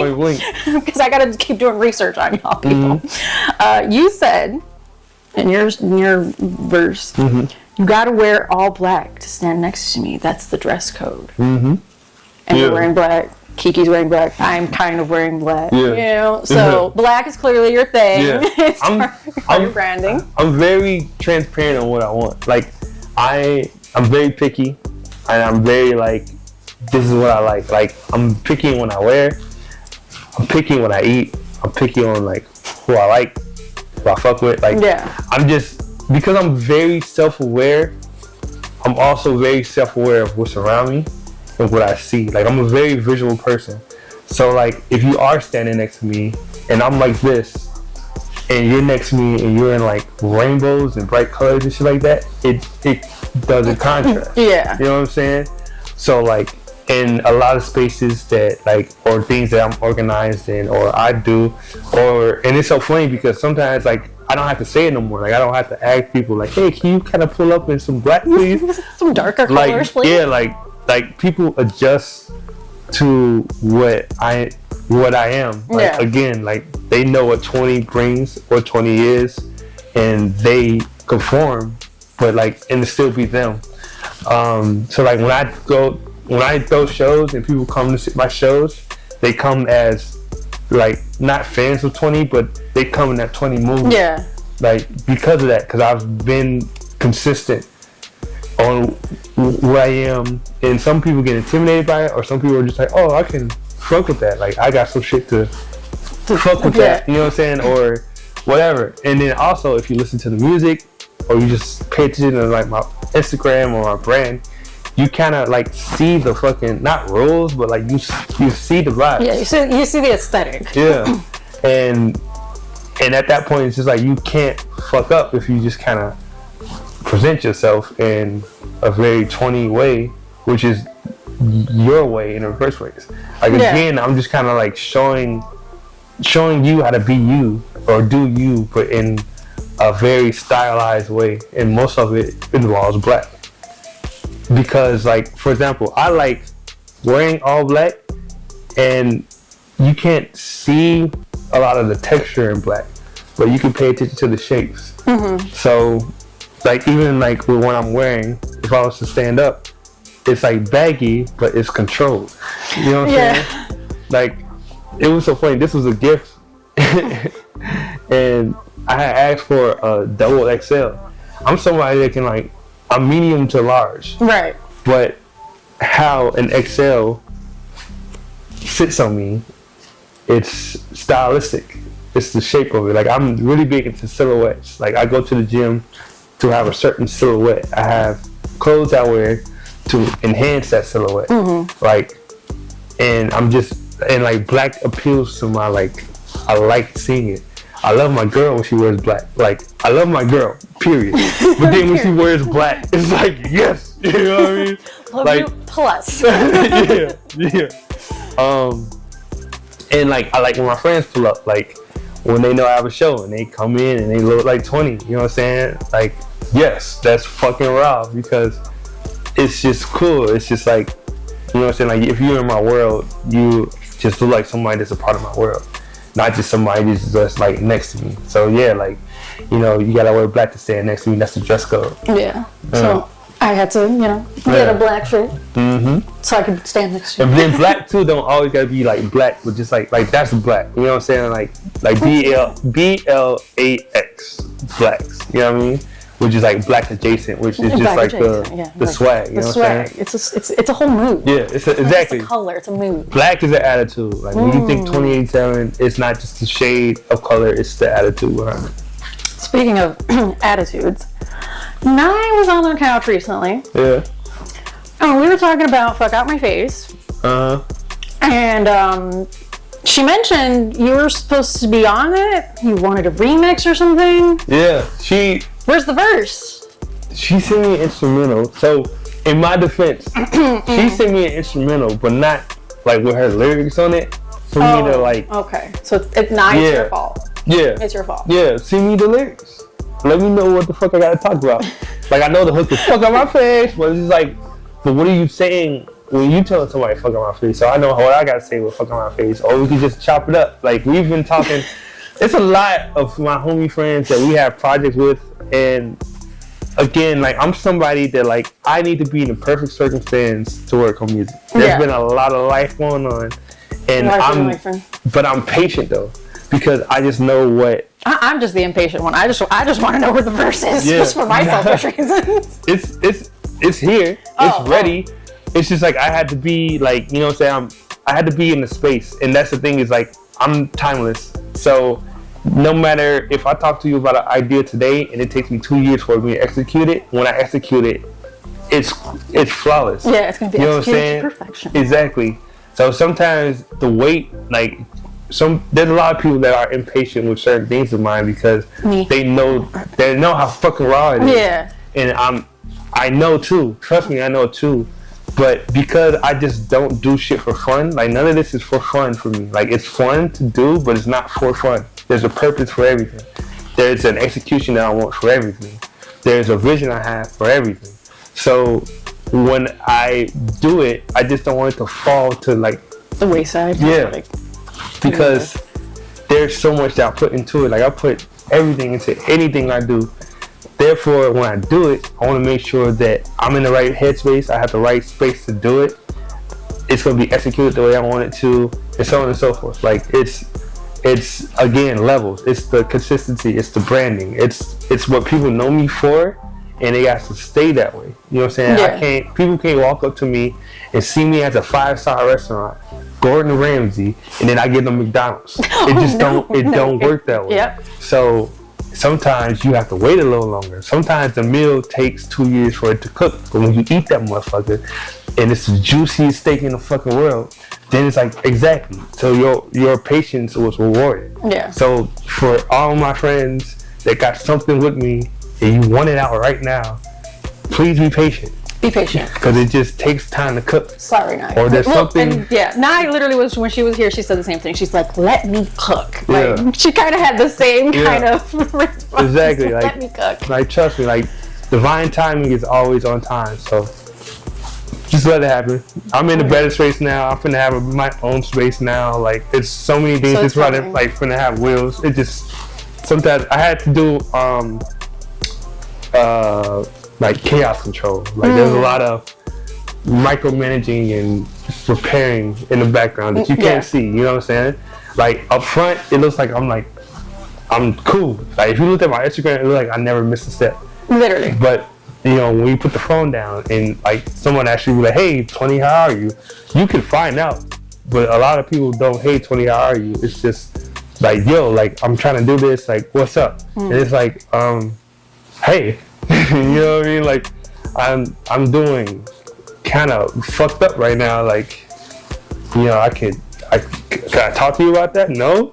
Okay, you just want the thing? Oh, well, you just gotta wait a little longer then, because there's fucking fires going on. Yeah, there's a lot of things happening right now in the world, so give it a second. But that's a gift and a curse. Like, that's just from being dope. Like, if I was not cool, people would not want shit from me and want shit from me right now. So it's a compliment as well too. Yeah. So all of that to say, it's coming. It's coming eventually. Actually, resend that to me because it's probably lost somewhere too. Ooh, resend it. Okay. But yeah, that's now the couch has become a mediation space. Yeah. You know. Okay.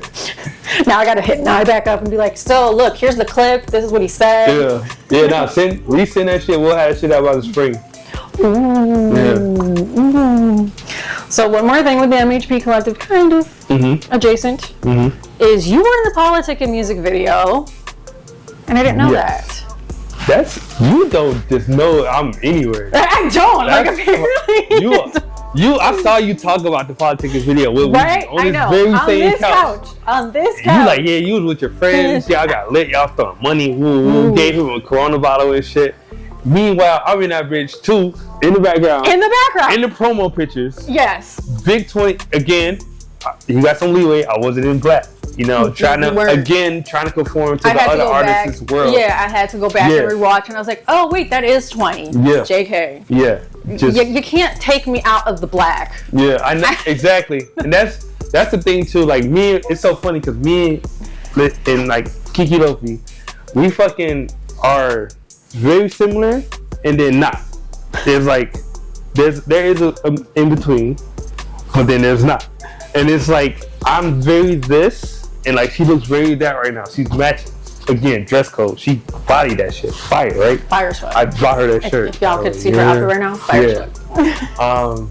But she's very into abstract, loud colors and groovy shit, and I'm into this. Like, I like minimal shit. I like sleek shit. I like futuristic shit. I don't like cluttered shit. I like if you look at my Pinterest, it looks like a mood board for like Skims, Yeezy, and like cyberpunk. Like it's okay, yeah. You know what I'm saying? Yeah. It's this. But then you look at like her shit, and it's like you know them hand chairs. Like it's like a big bright yellow hand chair with like it then like a light bulb, but it's like, you know how you have a thought and there's a light bulb. Like the light bulb is her brain, and like you click it and you turn it on, and it's like having an idea. Like it's like that. And like we just moved in together, so I'm so curious on how we gonna make. I didn't see your. How we gonna make it work? But all that to say is, like, yeah, when you saw me on Politickin, I was very much in the Weegi realm. Very much in the Weegi space. So it was no black. It was some colors. That's why I didn't recognize you at first. Exactly, and that's the thing that I am unrecognizable in that, and I dug it out for the whole thing. Do I like it? Nah, not really. Damn. Like, no, not against Weegi. Like, even like my girl sometimes is like, hey, can you like wear some color? And I'm like, like I gotta like find like a balance, or sometimes I just kind of like be like, yeah, like I'm doing this for my love for you. Not because I want to. You're holding me hostage. Yeah. But at the same time, she'll throw in some black and then wink. Yeah. But then she'll like come within our world a lot, and then like present herself as 20. You gotta compromise every once in a while. Yeah. She steps into your world. Yeah. Let me step into hers every once in a while. And you know? I'm still. It's really hard too, because I'm just super picky. But it's just like I have not seen a lot of colorful fashion that I like. Okay. Like they just don't design. Like if they design something that's colorful and bright with patterns, that's where they stop with ideas. They were like, this shirt is loud. Here, and that's it. And it's like, no, please, like make the shape fit some type of way or something. Yeah. Like, don't just give me a bright shirt because it's bright and then that's all it is to it. Like, can you cut this a certain way? Like, can this have a certain length or whatever? And then you go somewhere and you try to buy something black and they got it slim, they got it like mesh or see-through, then they got like different versions, or like, you know what I'm saying? Like, it's so many cooler options in this palette than it is something colorful so far that I've seen. Okay. Type shit. So I don't know. Okay, so long story short, but that's why you didn't see me. That's why I didn't recognize because you. I was not 20. I was my government person. Oh no, we don't need to. You know, no, yeah. We don't really need to go there. It was like taking the mask off. Like I was like, you know how you have Batman. Yeah, it was definitely a mask off type of moment. Yeah. And I was like, wait, what? So, yeah, I'm like, where's Waldo in that bitch? Because you probably won't find me because it's not this. No. So, watch his video and see if you can find 20 in that shit. Because clearly you can't. Or know that you're hosting an event that you were at. Like, you're never gonna let me have that one. Nah, that's so fucked up. This is how we starting the friendship. I didn't know you was there hosting the event. The whole event. Oh, that music video? Time. Where were you in the music video? Didn't know you were there either. This is great. That's fucked up, man. Yeah, I don't think we can be friends. Nah. I'm starting off horribly. Mm-hmm. Horrible. It's okay. This shit better get 1 million views for that. And I want you look. We're gonna. I'm talking to my. I'm about to say yes. I'm talking to my future self. Make sure she clips this part and highlights it and put the camera on her face the entire time. That she did not know this existed, but then insert 6 months later. Hey, can you go on my couch and like talk? Cause you're cool. Like, yeah, I was cool then too, motherfucker. Damn. Okay. I'll take it. I will take the beating. I deserve it. It's fine. The hosting, that's honestly unforgivable. Politickin, I could kind of give myself some grace on that one. Mm-hmm. But the hosting is crazy that I didn't process. You like staring at me. I remember seeing you there. You were up front too. Yeah, exactly. And I'm just like, hey everybody, I'm year 2087, your host. Right here. In front of everybody. Yeah, there's nothing else around me. Yeah, literally, I'm front row. Yeah. Can't even say that I didn't see it. It's okay. And you wear glasses. How you do that? That don't mean I could see. All right, now we're done making fun of me being blind. Okay, we're gonna get back to the reason we're here, which is the music. Yeah. So I'm gonna start with Fanfare.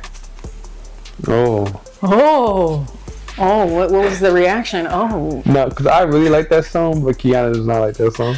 I can understand why, because the quote that I was going to bring up. Okay, let me hear the quote. I'm a fan of pretty women. I'm a fan of plenty women. Yeah. Yeah, I could understand why she doesn't like the song.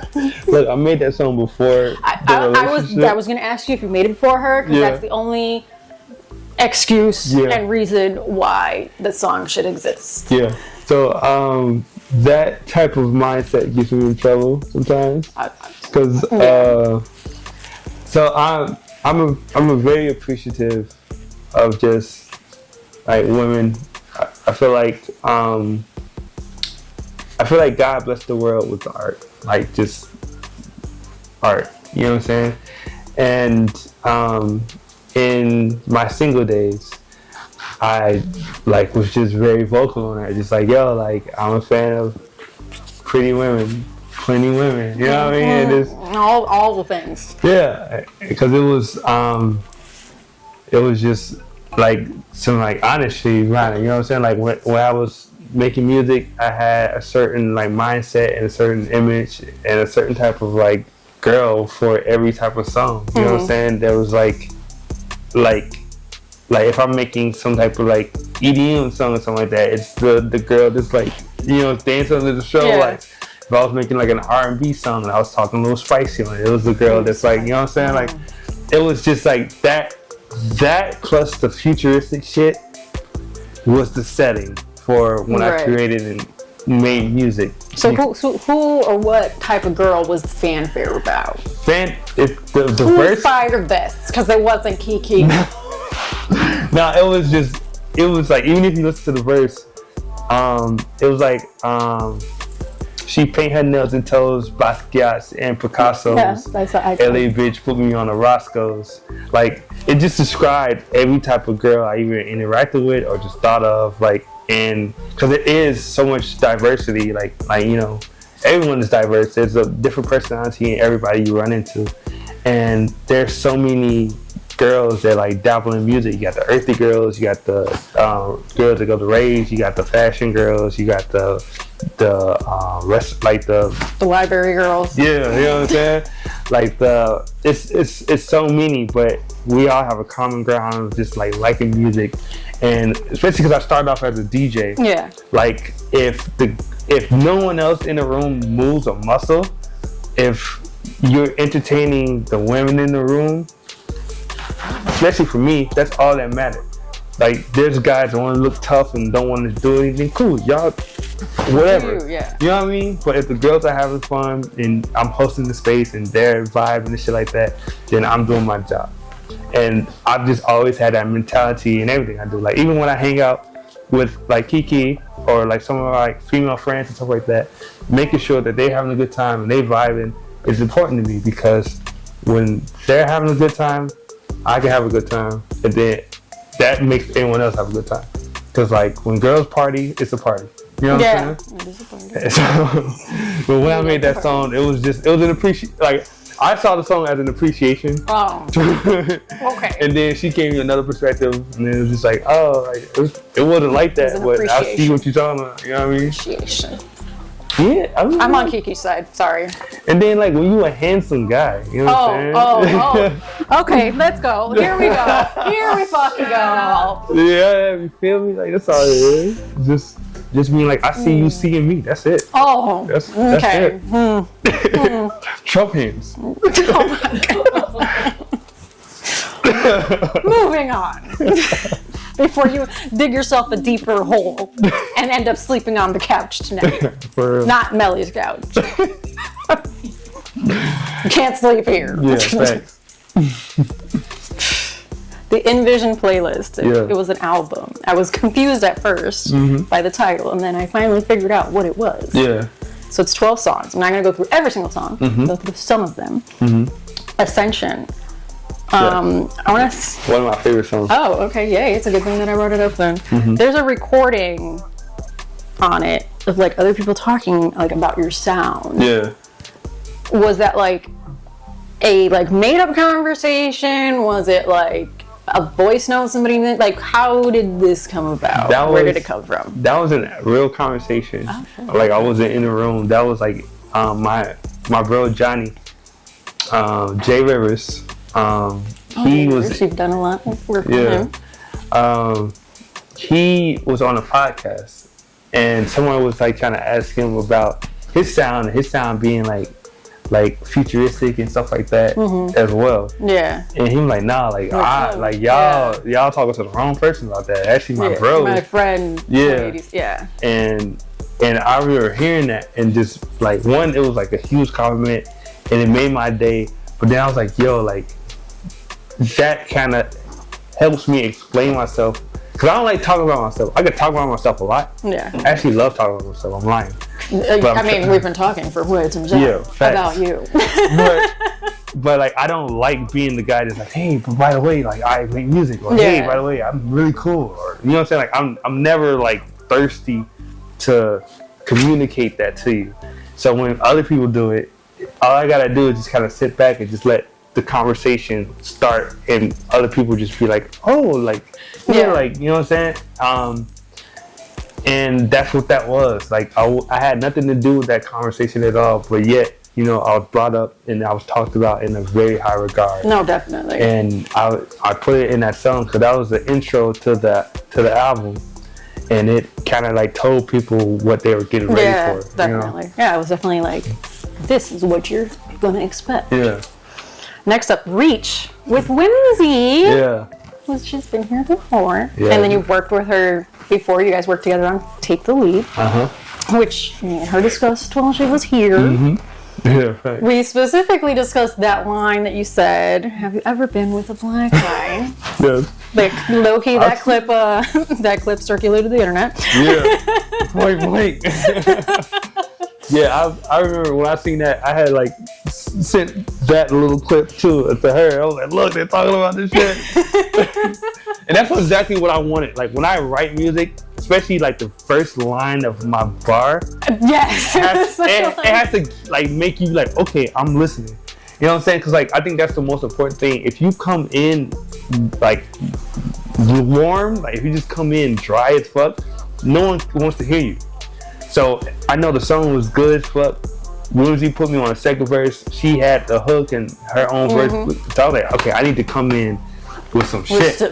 And you came in with some shit. Yeah, like it's so fun. Like, my favorite verses are featured verses. So when I can like go into someone else's world and I don't have to be 20 all the way, like I can just have fun. Like, especially with Whimsy, like, it was she was talking her shit on there. Oh yeah. And I was like, okay, bet, watch this shit. And like came in like, have you ever been with a black guy? You know what I'm saying? Yeah, I was like, what? And then that final line just go crazy. It just go crazy, the whole thing. And I never thought that that same person would be here. Yeah. Never in a million years. But you know, that's just how life works. Exactly, right. Also, when she was here, she said that you kind of helped her through like a difficult time musically during that time. Yeah. What was it like for you to hear that like you made such a big impact on her in like a difficult time? That always makes me feel good, because that's why I do what I do, to be honest with you. Like, I've made more friends as year 2087 as I did to my life prior to like art and music. Like, I've always kind of been like this like loner, kind of to myself person, because I did not like being misunderstood, and it was hard to find my people because I was just in the space that people didn't think the way I did. So I'd rather been by myself than try and get hurt or just not fit in, you know what I'm saying? So when I got into music and I was able to be this, and people would be like, hey, like, that's cool, like, I like you. And I was like, that's nice. You know what I mean? so when it comes down to like her saying shit like that, like you can like put me in like a diagram, like you can put me in the middle of the page and then draw like lines of so many artists that literally and I pride myself in that because, you know, outside of the music and shit like that, we're all people, and a lot of people kind of need a spark or something, and I tend to come at the right time for a lot of people. And I'm also very vocal when I think someone's cool and when I have an idea for them. So like when I'm like say I'm having a conversation with you and you're like kind of stuck on like a concept, or like you want to do something but you want to take Melly's couch a step further. I'm great at like being like a creative director. Yeah. Like that's like one of the things that I want to do in life. Like I want to like help turn up MTV again. Like I want to be a creative director at MTV and shit like that. I wanted to be an MTV VJ. Yeah, like oh god, that's my dream job. Yeah. So like I saw Whimsy and I'm like I knew what she needed at the time. Like Josh Stanley, you know what I'm saying? Like there's so many people, like if you let your guard down with me, I can help elevate you to the best version of yourself. And sometimes I am lucky enough for them to kind of like give me that appreciation. But a lot of times I don't get it, but I can see it, and that's all the appreciation I need. Like when you take an idea and like, or I have a conversation and it inspires you and you run with it and you glow from it, like that's awesome. Like that's all. Like I've worked with people, not directly but indirectly. I gave an idea to Kiki, and Kiki did it with a certain person, and they don't even know that idea came from me, but they love it, and then they use it and utilize it, and it's just like cool, you know what I'm saying? Because I get to see that. Like even if you don't know that I had anything to do with that, I get to see it and pat my own self on the back.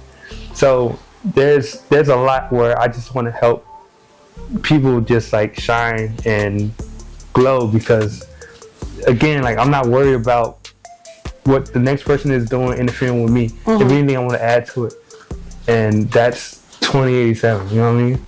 Like the community again, the lighthouse shit. Yeah, the lighthouse. Yeah. I just thought it would be nice to get like your side of that, and especially like hearing what she said on the couch and stuff. Yeah, like she was dealing with like some crazy like personal. Yeah. Like she talked about it, but like it was like she was dealing with some wild shit, and you know what I'm saying? Just like she used to just come over to the crib, and then like besides working on music, we used to just chop it up, and that's how all my sessions are. My sessions aren't just like about the music; it's like about the person first. Like we've had like everybody come to our crib and just chop it up. Like the goal was to work on some music, but beforehand it's like real conversations with people, and that turns, and that helps the music. Like you hear it in the collaborations, or you hear someone say something nice 2 years later on a whole new platform. Like me and Weegi, we like chat here and there, but we not as close knit as we used to be. And for her to still have that positive thing to say about me today, throughout like the like distance and everything, that just shows like for itself just like how impactful that like interaction was, you know what I mean? Yeah, exactly. So that shit was rough. Yeah, definitely. So next we're gonna move on to the next song. Hey, that was a little kind of hard to do. Expedia with Roy Sway. You've done a lot with Roy. Yeah, that's my fucking Sway hit me on my phone, my nigga. Like that's my bro. Like if there's somebody I could say is like a twin flame, like on some like that's like my fucking twin flame. That's my bro. Like anytime we get together with music, whether it be him on my shit, me on his shit, like I have the most fun. We make the most lit shit when we perform. It's the most lit shit. Like Sway is my fucking nigga, like through and through. And Expedia is one of my favorite songs to perform because it's just so high energy. Pick all the right ones. and it's so fun because like it's just one of those songs, and it's like it feels like it's only a minute long, but like in that minute, like the crowd's lit, I'm lit, he lit, You know what I'm saying? We popping our shit, and it's cool because they're like, I incorporated in that instrumental pretty much like a fake like DJ restart. So it plays part of my first verse and it stops, and then there's like a little sound bite, then it restarts the song again. So it's just raw, like to like get the crowd amped and then stop. And then come right back and bring it back, and everybody's like, oh, you know what I'm saying? I don't think that, are they like confused at first, and then they're like, once you restart it, they're like, oh, okay, yeah. It's like, it's so fucking raw, and like that was such a genuine, like, we was trying to work on music that entire session, and it just was not hitting, Yeah. He was tired.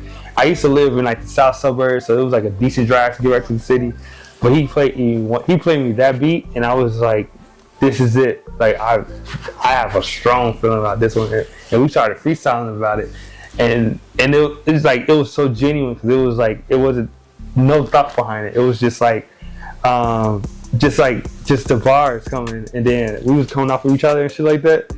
And even like when you hear how we end the song, it's him like laughing because legit was just freestyling, and it was like fun. It was just fun, and it was like just one of my favorite moments in like making that whole project. Yeah. Because like literally he was like yo, I'm tired, bro.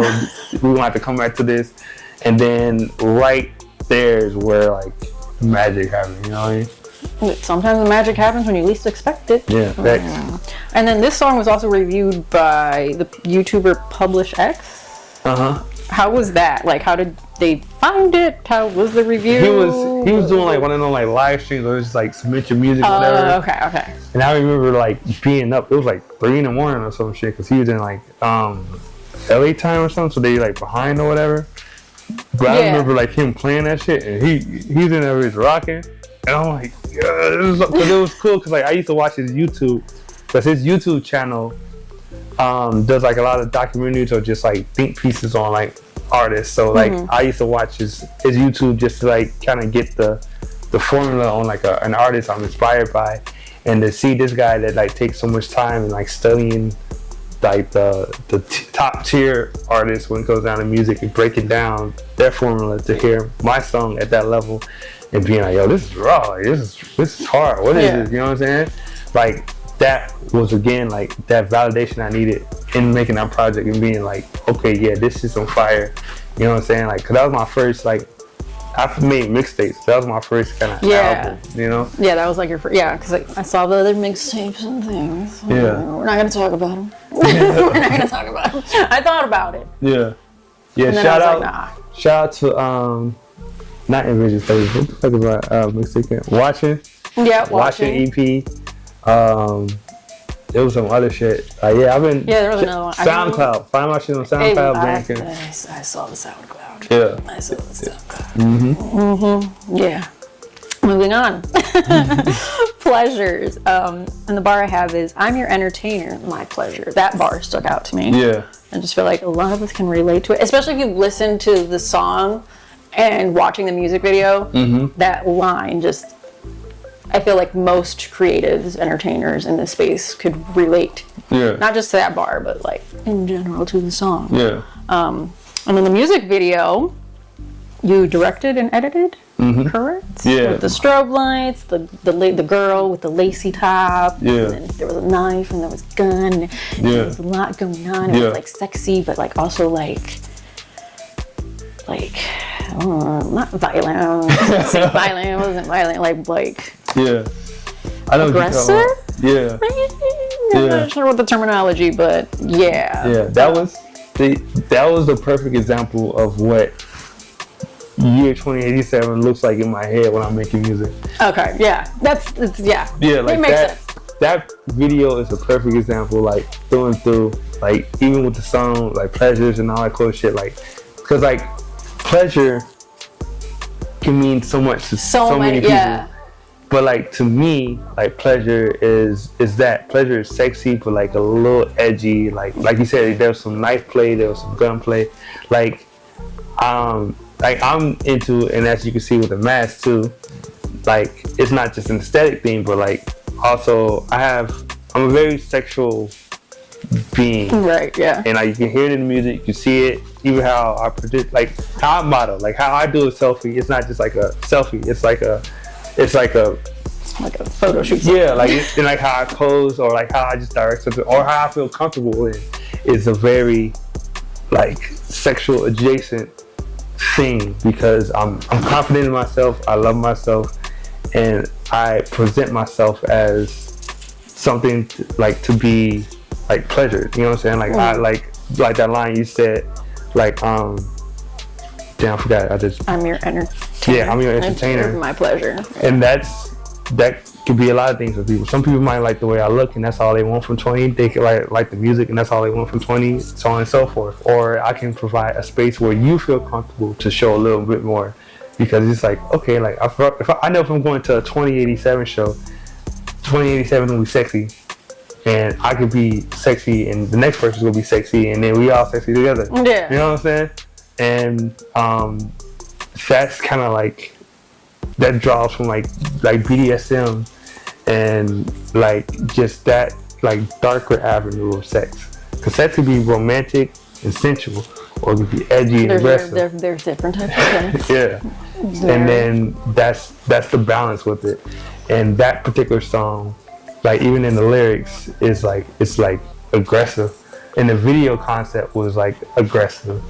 But it was still like it's still sensual. Yeah. Like that's one thing. Like it was like sexy but aggressive. Like at the same time. Yeah, it was definitely like teased and stuff like that. And then it was like trippy. Like I did a lot of edits to make it seem just like an aura. Like it was just like tension throughout that whole video in different ways. I definitely I got it. I got it. Okay, cool. I'm not like completely off. So the visual matched the song, and the concept of the song is just like sexy and dark and just like, you know, I'm here to please, because that's me in everything. That's me in music. That's me with Kiki. You know what I'm saying? Like I'm the person that like you damn near are hiring me to do a job. Whether I'm entertaining you with music or entertaining you with whatever else, I'm coming to do that job, and I'm gonna do that job very well. You feel me? Yeah. Very well. Yeah. So another part of the video is it was with Out of This World Productions. Yeah. That's Jay Rivers. So okay. That was because there was a couple of things I found under the Out of This World Productions. I just wasn't sure what it was. Shout out to my fucking Johnny. I fucking love you, my nigga. And I need you to see this and absorb this shit for real, because like he's like not putting no one else's business out, but like he is more locked in and things that he got going on, and kind of like falling back on the artistic side of things. And I don't want you to lose that, my nigga. Like, you are too talented, you too raw, you are a huge reason why I'm 2087 anyways. Like he taught me how to perform. He made me feel confident in delivery. Like he's helped me become who I am as an artist. And that's like my motherfucking brother. And Out of This World Productions was his like he started like kind of swaying from like making beats and rapping and getting more behind the camera and editing videos and stuff like that. Yeah. And he shot that, and that was his contribution to the whole thing. And he has his own videos he shot and edited, and just like a huge staple in like that time period. Yeah. When it came down to like visuals and music. Definitely. I noticed he was like definitely. Yeah. So Out of This World, he was the one shooting, and that was Jay Rivers shooting under his production company, Out of the World Productions. Yeah. And then you also did with Out of This World like a rooftop live kind of thing. Yeah, that was with the troops. With the troops. That was with the troops. Which is Q Newman, Royce Way, Jay Rivers, and you. You guys only had one mic though. That was stressing me out. Yeah. that was some ghetto ass shit. Like we was just. Like, that was so fun because it was just genuine, just the squad doing some shit. Like, you guys performed Silent Library. Yeah, which is one of my favorite songs, because that's one of the songs is just the most Chicago 2087 version you gonna get type shit. Like, and then it was just fun. Like, that was like my first like Cypher type shit, but it was just me and the guys, and we just all popped our shit, and we used to always link and make music and kick it. Like, we were inseparable at one point, And like a lot of those people now, it's like to this day, like all y'all, like I fucking love y'all. Like please don't give up on this shit. I'm here. I've been blowing up y'all phones. I'm still available. I still miss the fuck out of y'all. I still want to do all this shit. Like please, like you know what I'm saying. Like it's sometimes like I tell Kiana like I'd be frustrated because like yo, I'm like reaching out to these people like you saw that like that was genuine happiness. Vibe, yeah. Even in the video, you guys were at somebody's house. Like you guys, and you could tell you guys were just enjoying. Yeah, exactly. Like, just having a good time. Yeah, and like they have a huge influence on everything. And it's so funny because like last time I spoke to Q was like, "Yo, you was onto it early. Like all this shit is how people are dressing now." Literally. And I've been, you know what I'm saying? And he was like, I thought you was a weirdo before, but I get it now. Like, I tried to show y'all early, you know what I mean? But I fucking love all y'all. Like, you know, please, just, you know what I mean? And it only gotta be on some music shit. Just hit like, the line. Yeah. Just chop it up. I wish the best for everybody. But Johnny, I fucking love you, bro. Like, Sway, Q, both Qs. Young and Tutu as well as Q, like Q. Yeah, we had 2 Qs. Qs, yes. Like Kia, like everybody. You know what I'm saying? Type shit. Oh. I have no cards, but you get the concept. I'm making somewhat of a heart somewhere. Also with Troops, I saw Mountains. Yes. That was a different group of you guys. No, that's because it was Johnny Rivers, Phoenix Monroe, and Young Tutu on that one. So that's Johnny Rivers' sister. Okay. It's Phoenix Monroe. Oh. Yeah, so it's still within the family. Okay. I just wasn't sure. Yeah. Okay. Yeah. It all makes sense. And that's one of my favorite verses too. How the fuck go? Have you ever thought, what the fuck? Damn, it's been a minute since but it's one of my favorite verses. Cause again, one of those like lines that just start off wild as fuck. Have you ever dreamt about driving Lambos in the mountains? Oh yes. With rich white folks wondering who let these niggas in, fucking on their dollars to end racism. Bitches had a rock at the prison. I'm 2087, get to know 'em. You got nice titties, you should show them. Like shit like that. Yes. Like just that shit was wild. Yeah. And the music video, you guys are in like an alley or something playing dice. Yeah. Just ghetto shit. Just classic Chicago. Yeah, that's facts. what we're gonna say. Facts. We kind of mentioned this song earlier, but we didn't really go into it, which was Face with Filthy. Yeah. And then the line I liked was straight off the runway and now she inbound. Yeah. That was, I felt like it was a Kanye reference, kind of, sort of. Yeah. Kanye adjacent. Yeah. So I used to, before my relationship, used to have some models, you know what I mean? Models. And like legit doing their thing and then just connecting with you, boy. So like that was cool. That's what it was. They were just connecting. Yeah, just connecting. Yeah. Networking. So the cover art is an art piece designed by you, inspired by the sound and concept. The track embodies rave nightlife and the vices that come with it. Yes. Talk to me about the Face concept of the cover art. Face is one of my favorite songs because you got a lot of favorite songs. Yeah. So I have a whole bunch of unreleased music. So if the song makes it out, it's a favorite. Yeah. But Face is like that's one of my favorites because like the instrumental embodies what a rave feels like in hip hop form.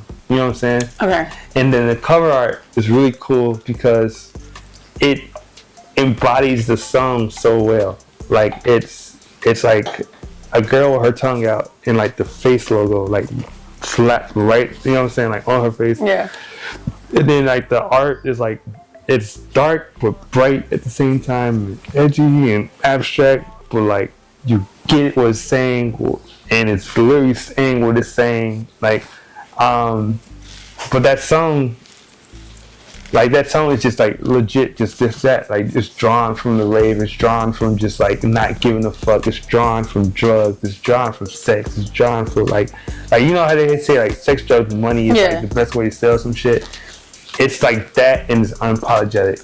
Like the way that 50 came in and everything he was saying and how he was popping his shit. Then I come in and then it's all these faces give me faces, put their face down, straight off the runway, and now she getting bound. Like it's just shit like that, where it's just like, you know, like we know all y'all here, we all here for a good time, and don't care how we have it. You can do whatever you want to do over there. I'm gonna do what I'm doing here, and it's a non-judgment. We just here to get lit and just like crash out, like fuck it, you know what I'm saying? Crash out. Yeah, like that's just that song for that shit, and it's so high energy, and when we perform this high energy, and it's always a moment like that. That's one of my favorite like church songs, like to perform, to listen to. Like it was so fun making that shit. Yeah, definitely. Now next up, Talk to Me. Mm-hmm. Which you said that this was like the beginning of the Muse era with the more progressive electronic sound. Yeah. And you put Kiki on the cover. Mm-hmm. And then I wanted to know whose voicemail is at the end. Is that her? Yeah. Okay. I was like, it better be. But, you know. Nah, that's definitely her. So, Muse. Yeah, you're not a rapper. Yeah. You're not a rapper or an artist. Whether you paint, you do photography, clothing, whatever. You're not an artist that's in love unless there's some form of you creating a piece of art surrounded by that person that you love, type shit. And when I made Talk to Me, I knew at this point I was in love with Kiki. And did you tell her that at that point? Yeah. Did she know? Yeah, she knew. Oh, okay. Because if she didn't, she ain't the cover, and the song ain't happening. Okay. Because I ain't one of them simp ass niggas who's just like, yo, I love you, and she's like, whatever, that's great, and then I'm like, fine with that, like no, I can that's damn. So like, did she love you at that point? Yeah. Okay, cool. So it was reciprocated. All right, I'm just making sure. Look, sure because I'm the same page. Because that's a lot. Exactly. Look, I am very intentional, and I don't put out as much music as I want to because I have so many things that shit gotta check beforehand. Mm-hmm. So that was checked. I had to make sure that was checked before I put anybody on the cover, because I went from face, which and then go to Talk to Me. And it's just a whole different vibe type shit. Exactly. But nah, yeah, that's her at the end, and I love it because that was a genuine message. Like none of those that you hear was scripted. I don't do scripted anything. Anything people talk about me or something like that, they send me is them talking to me and just describing whatever the fuck how they feel, and it's always something positive. And I put that song at the end, like I was thinking, I'm like, yo, like I need something to outro this with, and I used to save like her audios back because we didn't stay together, so sometimes she would just be like, oh, and then like that was like, your voice is so calming. It's like so amazing, and I was like, for real, you see me? For real? Wow. I was like, that's nice. So like with the song, kind of like, and the song is deep too because it's talking about it's kind of talking about the struggles that I had, that I was going through. Like this was also like right after like losing the car and shit like that, and then still having somebody like holding you down during like a low point in your life. Yeah. That's why the hook is like, just talk to me, just walk with me, I'll clue you in on everything. Ultraviolet, laser beams, you saw me in sin, so watch. Like it's like legit just being like, yo, just talk to me, can I talk to you? Like, and like you're watching me like come back into sin further than how you met me type shit. Yeah. And it's because of like your involvement type shit. And then like that outro was the perfect way of kind of like highlighting the things that like kept me afloat or just made me feel good. By somebody just being like, yo, like like your voice is so calming, not knowing that in return, yeah, your voice is so calming, and your voice, you know what I mean? All that much shit. All that stuff.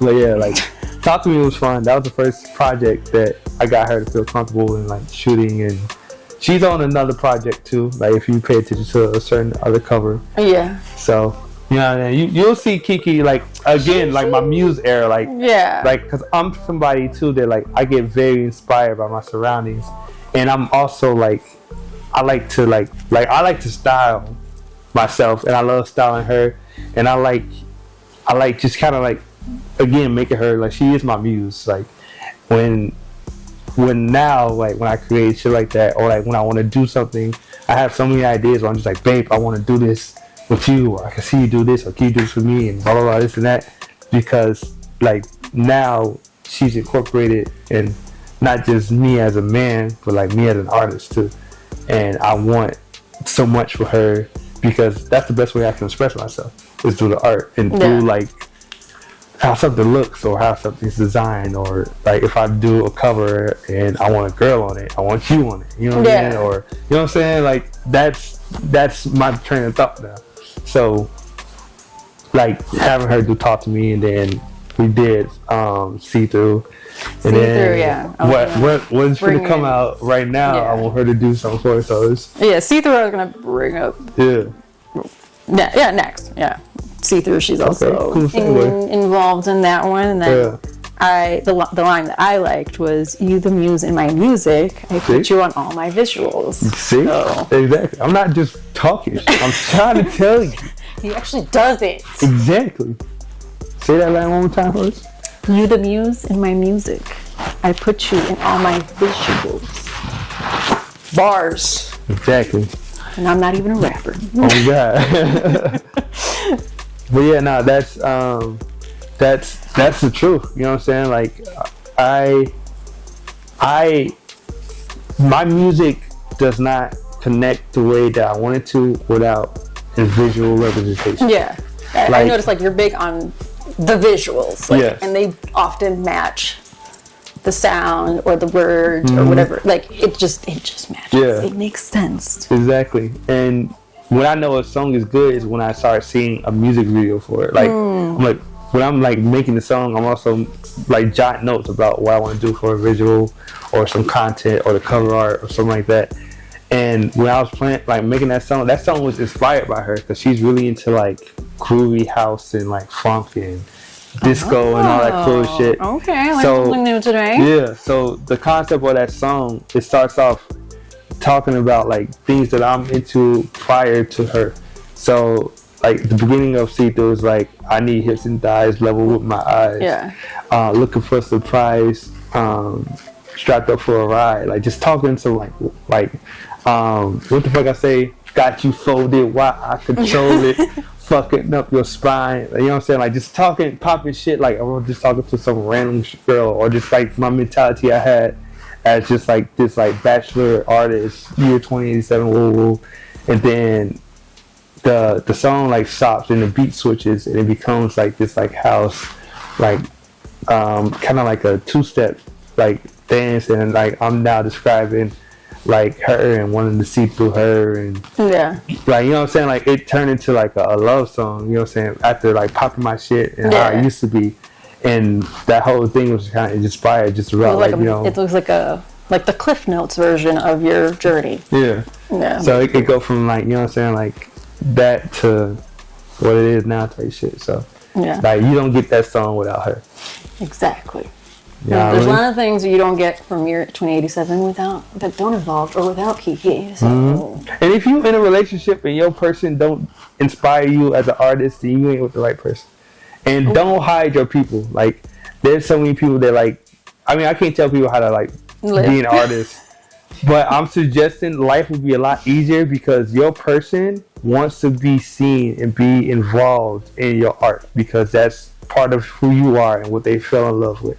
So if you have a person, I'm suggesting, because I can't tell nobody, it's advice, but it's coming from like a person that does it, like involve your person more in your shit, and your person is going to build a certain confidence that's not just going to be with you when you're doing your artist shit, but when y'all just cuddled up and you're just a person, that person is gonna be way more happier. You're gonna have a smoother relationship. There's not gonna be conversations about like this bitch that you had in the video, type shit. You know what I mean? Like, it's gonna be great because that person in the video ain't a random bitch. It's your you know what I mean? It's your person. So just like, and it's fun. Like, it's cool. I like to incorporate Kiki and some shit. And then we also have an understanding if I want to work with some other people, it's cool. You know what I'm saying? If people are respectful, it's cool. So you can be diverse, but just incorporate more. Because, and then also people cannot give a fuck about your music, but just like you as an artist with X person.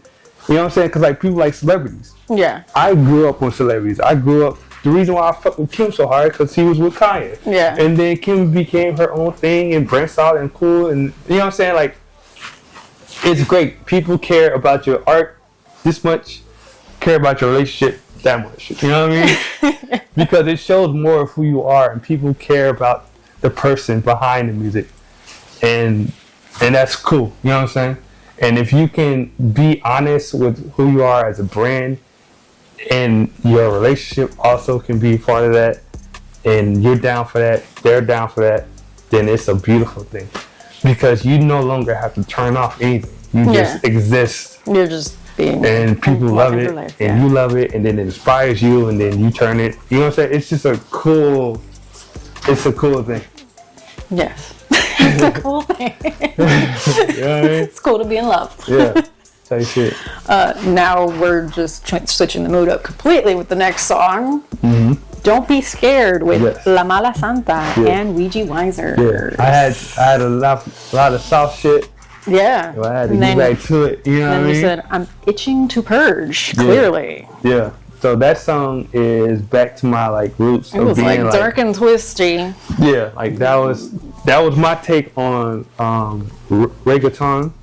So like the instrumental was very like inspired by just because I'm always like, especially since I met her, I've been like in these places where people are playing a lot of Latin music. Yeah. Because she's like half Puerto Rican. You know, her friends are like mostly Hispanic and shit like that. So I just be in these places, in these clubs. Yeah, expanding.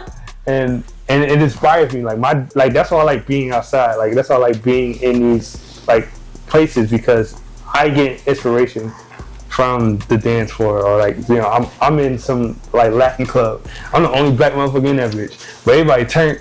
It's motherfucking, it's lit. They playing Bad Bunny and shit like that. I'm like, yo, this hurt. You know, so I turned to Bad Bunny. Yeah, and then I go home and I'm like, I want to make my own Bad Bunny. So, and then it turned into Don't Be Scared. And then I wanted Latin artists on there, but not in the form of like the cliche. Yeah, not like a, you know what I'm saying? In your face, like this is a Latin. And so I knew Weegi prior. From Politickin. Yeah, because I was there. I was not. But like I had the idea for Weegi on that hook, and then I had bumped into Mala at a show, and she just is her own artist. Like she's just fire and just like she had like she reminded me of like my older productions where it had like that electronic core to it, but then she had, instead of it going like how I went electronic and then hip hop, she went electronic and like Latin. So she had like had like a reggaeton type song, and then like she's a great performer and all that cool shit. And I was like, yo, I have this instrumental and I've been looking for it. Like I haven't really worked with like a female artist outside of like Kai Flower. Yeah. And she had like that pop element that just like, it was like, yo, that's just gonna work for this shit. And then when she came through, she started rapping in like Spanish, which also kind of authenticated the whole song. Cause I was like, yeah, like. Did you know what she was saying? Like. At first, no. Okay. I was wondering. I remember like talking to like my basically like my brother-in-law being like, yo, like, so what did she say? Like he got the phone to her and he's like, she's saying like she pretty much like this long story short, like, you know, like translation. But that was so dope because it just like it was like it was like, yo, this is the seal of approval. Like, I'm not, because I know I'm a guest. I don't know shit about reggaeton or like, I'm not Mexican, Puerto Rican, Latin, like, but I just fuck with y'all culture heavy. I fuck with y'all sound heavy, and I'm trying this and I'm experimenting with this. And that was just like, you know, like, nah, I fuck with, like, Weegi killed that shit, Nana killed that shit. That's one of my favorite songs. We perform that shit, it go up. Like, wild. Yeah. I mean, I haven't seen you guys perform, but I'm just like, from the visuals of the song, like, I can imagine. Yeah. And like shooting the video was fun. Kiki shot that. Okay. She shot it, I edited it. And like it was supposed to be a lot more, but like something happened with someone's like car and shit like that. I saw like it got postponed. It was a lot of shit with that. Like, and you needed extras, and then it just ended up being like you three. Yeah. And then I don't know. I was like, what the fuck is going on here? Again, like that situation with like the behind the scenes shit. But like I'm very good at adapting. I'm like, okay, this isn't the vision I have for it, but this is still a vision that works. And like editing it and making it a thing, like that was my favorite edit when it came down to music video. Okay. Like there was a lot of cool transitions and like all that cool stuff behind it. But now that was so fun, and I have fun anytime I'm with those two. And when we perform that shit, it's always a fucking movie. Weegi goes hard, Weegi does. Weegi does. Oh my goodness. Yeah. So that's something I wanted to do more, to perform with them, and then possibly work with them again or something else. So you guys heard it. He wants to work with y'all again. Hit him up. And then Essay was actually like fun. Sorry, Essay was supposed to be on that song too. Oh. But it was like a timing issue. Like he works and like couldn't get it, so it's gonna still be something. Like trust me, I be on the low ground. Yeah. There might be something else coming. Yeah. Big Essay way. Ooh. Next up, Elevate, but that was just like a lyric video. You had like little anime girls kind of thing. This one's fairly recent. Yeah. Elevate was like some point last year. Yeah. End of last year? That was some point last year. I know it was last year. Yeah. That was fun. I wish that one had more of an impact than it did, because that was when I decided. I feel like a little like overlooked almost. Yeah. Like it didn't get as much like traction. Because one of my downfalls, and it's not a downfall, but it's just something that I acknowledge, is sometimes, and then like Kiki talks fun about me too, because I like theatrical intros in songs. Mm-hmm. Like I like to build up, because again, coming from EDM where there's like it's a build up. Then there's a drop. And then and like in that song, like it starts off as like a mantra. It's like they don't know what I've been through. In the world full of clones, I'm an individual, and just like kind of like setting the setting, because that song was supposed to be an intro to an album that I scrapped. Oh, but I like that song so much. But it's scrapped. Okay, yeah, that's fine. So that song, maybe I should have just got straight to it, but that song, like the production is so fucking. It's like that's the element of like the rave, like. Mm-hmm. When it comes in and the synths hit and all that cool shit, and I get the elevate, penthouse suite Betty on my big DIC security, all bad bitches try. Ooh, I just, you know what I'm saying, just like stop popping my shit, and then you got the fucking synths and the like. It's so dope. But I think it just, I should have like structured it a little bit different.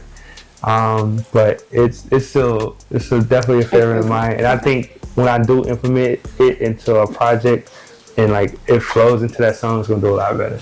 So it's still life to that song. We still working on it. Okay, all right. Yeah. And I think not most recent, but somewhat of the most recent. Well, the first track this year, I guess. Yeah. Money Sounds. Yes. You have a visualizer for it, and then. Bar I'm gonna bring up.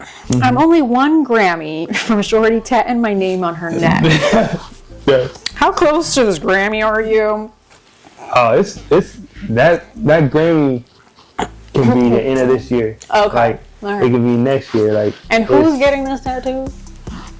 Shorty, whoever she is. Oh, okay. You know what I mean? Like, okay. I know for sure I'm gonna have that fan base that's gonna be like, look.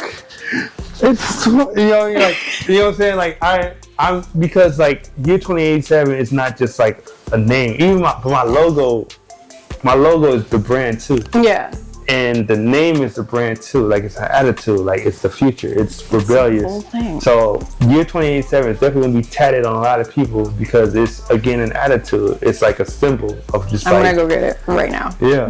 And I was gonna take, and it's gonna take a Grammy. And when I said that, is it's like I know that like once I reach that level of success enough to get a Grammy, that there's already tattoos, there's already merch, there's already like a fan base. Yeah. You know what I'm saying?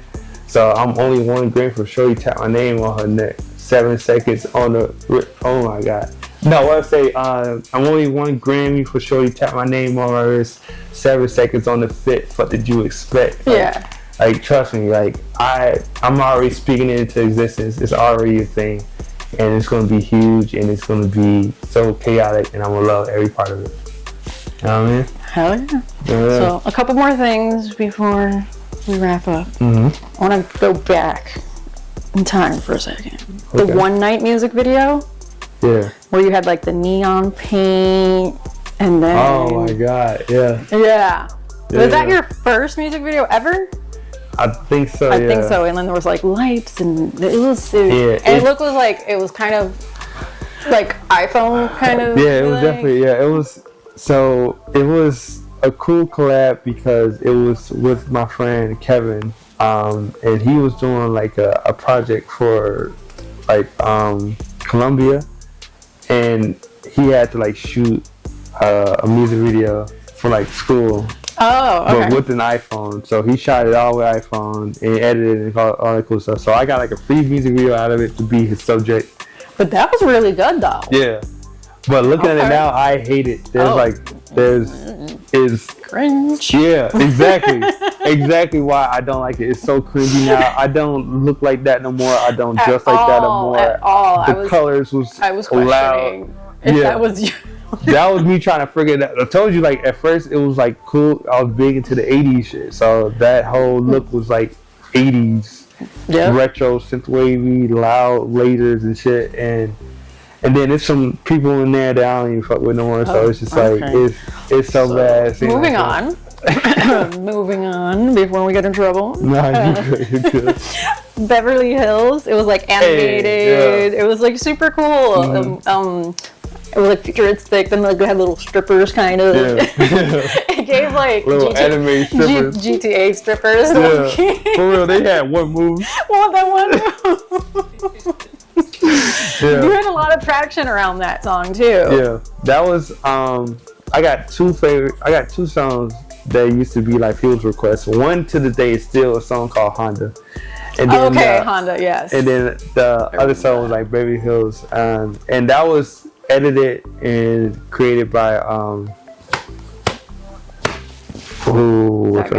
that person. Yeah, it's at the beginning at the video, like name flashes. But she raw as hell. She's a cosplayer. She's like big and like very successful right now. So it was cool. Like it's still cool when we like interact and all that. Cause I've seen her on like Vice. I've seen her like on cool like she just doing her thing. Oh, okay. So yeah, it's cool that we like I have a piece of like something that she did. Yeah, that is cool. Yeah. Next up, one of my favorites, 3 AM remix with Psychoid and Nico? Nick's. Damn, how you pronounce this? Nico. Yeah.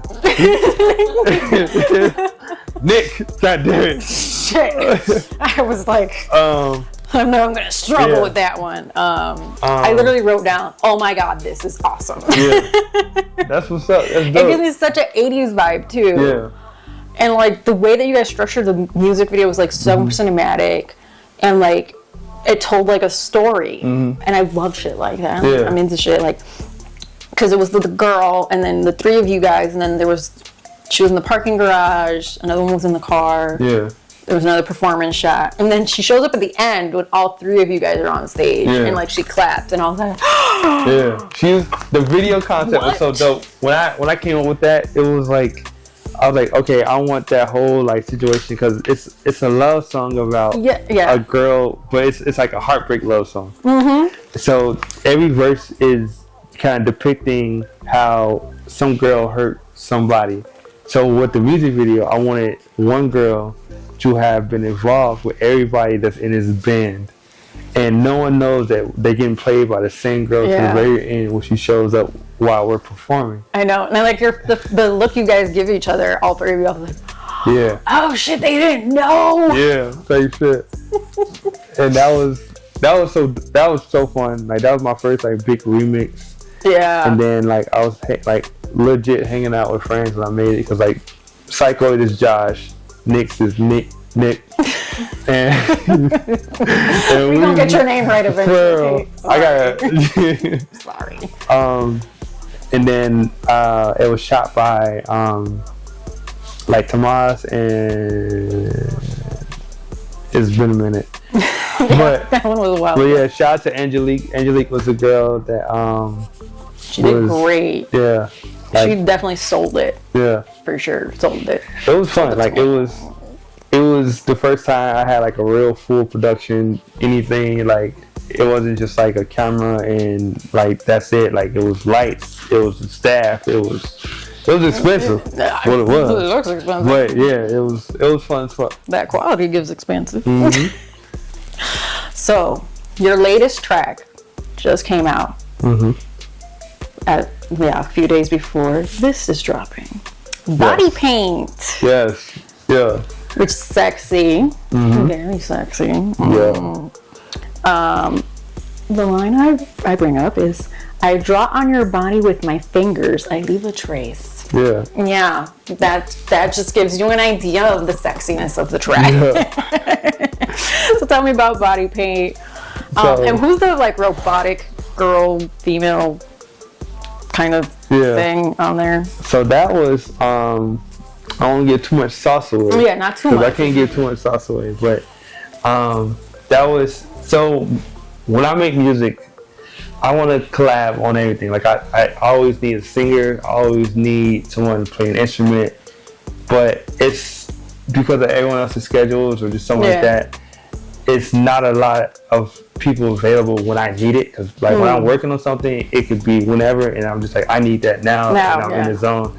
So I found this vocal somewhere. Ain't gonna reveal my source. Somewhere. You know what I mean? And it worked exactly to like, cause the song is like synthetic and it's dark and it's sensual, and then that voice is like edgy and it's spacey but edgy, and it like adds like a cool contrast. Yeah, definitely. To like everything else that's going on. Yeah, and it's a good moment to like slow down the track because it like picks up. And then it, like when she comes in, it's like I like made it to have space for her to just kind of like get them words because it's a simplistic phrase. Yes. But it says so much. You know what I mean? So that's the concept behind that vocalist and stuff like that. But the song, like you said, like with the bar, I'm still trying to remember the song. I paint. With my fingers or that kind of goes back to like being like a person that pleases, you know what I'm saying? Like I'm, even when it comes down to sex, like I'm someone like I'm gonna make sure you come first, you know what I mean? Like I'm gonna make sure like the foreplay is in your favor, you know what I'm saying? Like, and in that song is kind of describing that, and it's setting the setting, and it's a very sexy song on purpose though, because my birthday is February 12th, and that's 2 days before Valentine's Day. And this year, I wanted to give a gift from my birthday to the world for Valentine's Day. So, because I always have this conflict where I'm like, yo, everybody come up, turn up. Like, it's my birthday, it's lit, we outside. And they were like, no, I'm actually inside with my shorty. You know what I'm saying? Because, like, on that weekend, you only got enough money. And it's like, well, I got to go on this date, and I got to spend this bread. Yeah. You know what I'm saying? It's a tricky weekend. Yeah. So, I'm like, you know, for me to be involved and me to, like, just kind of give on the day that I'm supposed to receive, Like, here's a gift of music, and it's something for your Valentine's Day. So it's a very sexy song where I'm like talking, and they can just be, like, and also like I performed that rap, and I recorded it to kind of like not be too abrasive. Like, I'm kind of like in line with the instrumental, so that the song itself can like play. Like, you don't hear 20 in the background while you trying to like clap some cheeks. You know what I mean? Like, you got it's just something that plays like because everybody puts on some music. You know what I'm saying? When it's time to get down, and I want one of these songs to be just one of those you just pop on, and it sets the scene, it sets the setting, and anybody can listen to it and utilize it for what it is. You know what I mean? And I'm very excited for y'all to check that out. Like, check it out. It's out now. Yeah. At this point. At this point, it's out. When you see this, it's out. It's lit. And it's a vibe. It's a vibe. The cover art is fire. The visual is fire. Music video is on the way. Okay. So stay tuned for all of those things if you haven't already seen them. Exactly. If you haven't seen them, go check them out. Yeah. So this is the point in the interview because we've reached the end. The note cards are gone. This is your time to spit something. Okay. I'm hoping you brought something prepared, or you're ready, or I don't know. It's your time to shine. Do I just go? You just go when you're ready, and you stop when you're done. All right. Take it away. 2020 and 2025. All black, looking alive. Off the top, in the I ain't got no freestyle. Hey yo, year 2087, this motherfucking bitch. Yo, go spend body paint, money sounds. Go book Kiki PR for your photography. Tune in to Melly's Couch. I'm in all black. I'm fine as fuck. I'm talented as fuck. I'm lit as fuck. That's the freestyle. I'm the best fucking writer when it comes down to this shit. If you listen to my music, pen game crazy. Freestyle game, but nobody freestyle anyways. If they claim they freestyle, that shit was written like a motherfucker. They ain't that rich, like, because no one's that good. You sync me, you can keep it. You sync me. I tried. You can't think like that right now. You know what I mean?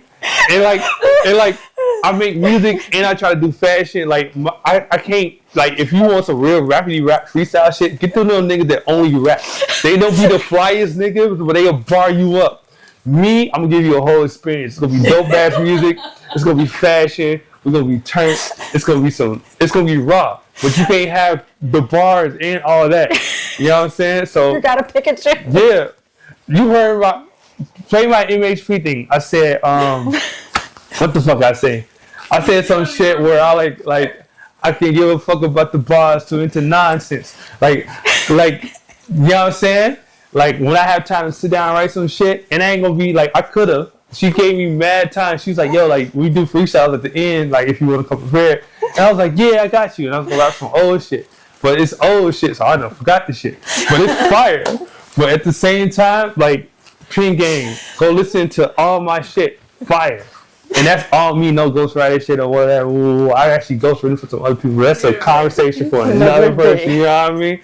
But, yo, appreciate you for having me. Let them know where to follow you to go find all the music. Well, we done said year 2087 like a million times in this whole thing, and that's where you can find me. It's everywhere. Year 2087 on Instagram, year 2087 on Twitter, X, whatever the fuck it's called. Year 2087 on Spotify, Apple Music, iTunes, all that cool shit. YouTube. Appreciate all y'all. Yes, YouTube for the visuals, Instagram for the visuals, all that cool stuff. There is a big project coming that I am not going to spoil because I believe in not saying things too early and stuff like that, but just stay tuned because year 2087 is expanding and growing always. I appreciate everyone that tuned in, and if you made it to this far, you are a real nigga. Cause like I talked for a long time. I don't know how she gonna edit this shit, but look, real out there, give a fuck about. You know what I mean? You know what I mean? But this ain't the first or last time you'll see your boy. Melly, thank you for having me. Thank you. Here's your thank you card for coming on the couch. You just got a letter. You just got a letter. This is fire. So remember to follow your 2087. Remember to follow The Lot, our official sponsor. Check out the Ambience Beats, who provides all of the beats for Melly's Couch. AG Designs, who does all of my graphics. And me, Melly Starz. And remember to tune in next week, because you never know who's going to show up to the couch. Kiki Love Drop, maybe. Maybe. If not, go follow her till then. You'll see her on my page, and then just go from there, or you can search it Kiki Lopi Art everywhere. You know what I'm saying? Amazing photographer. She get into videos. You know what I mean? All type of shit. She gorgeous, but that's mine. So back up. Oh my god. That was an epic ending. Chaotic.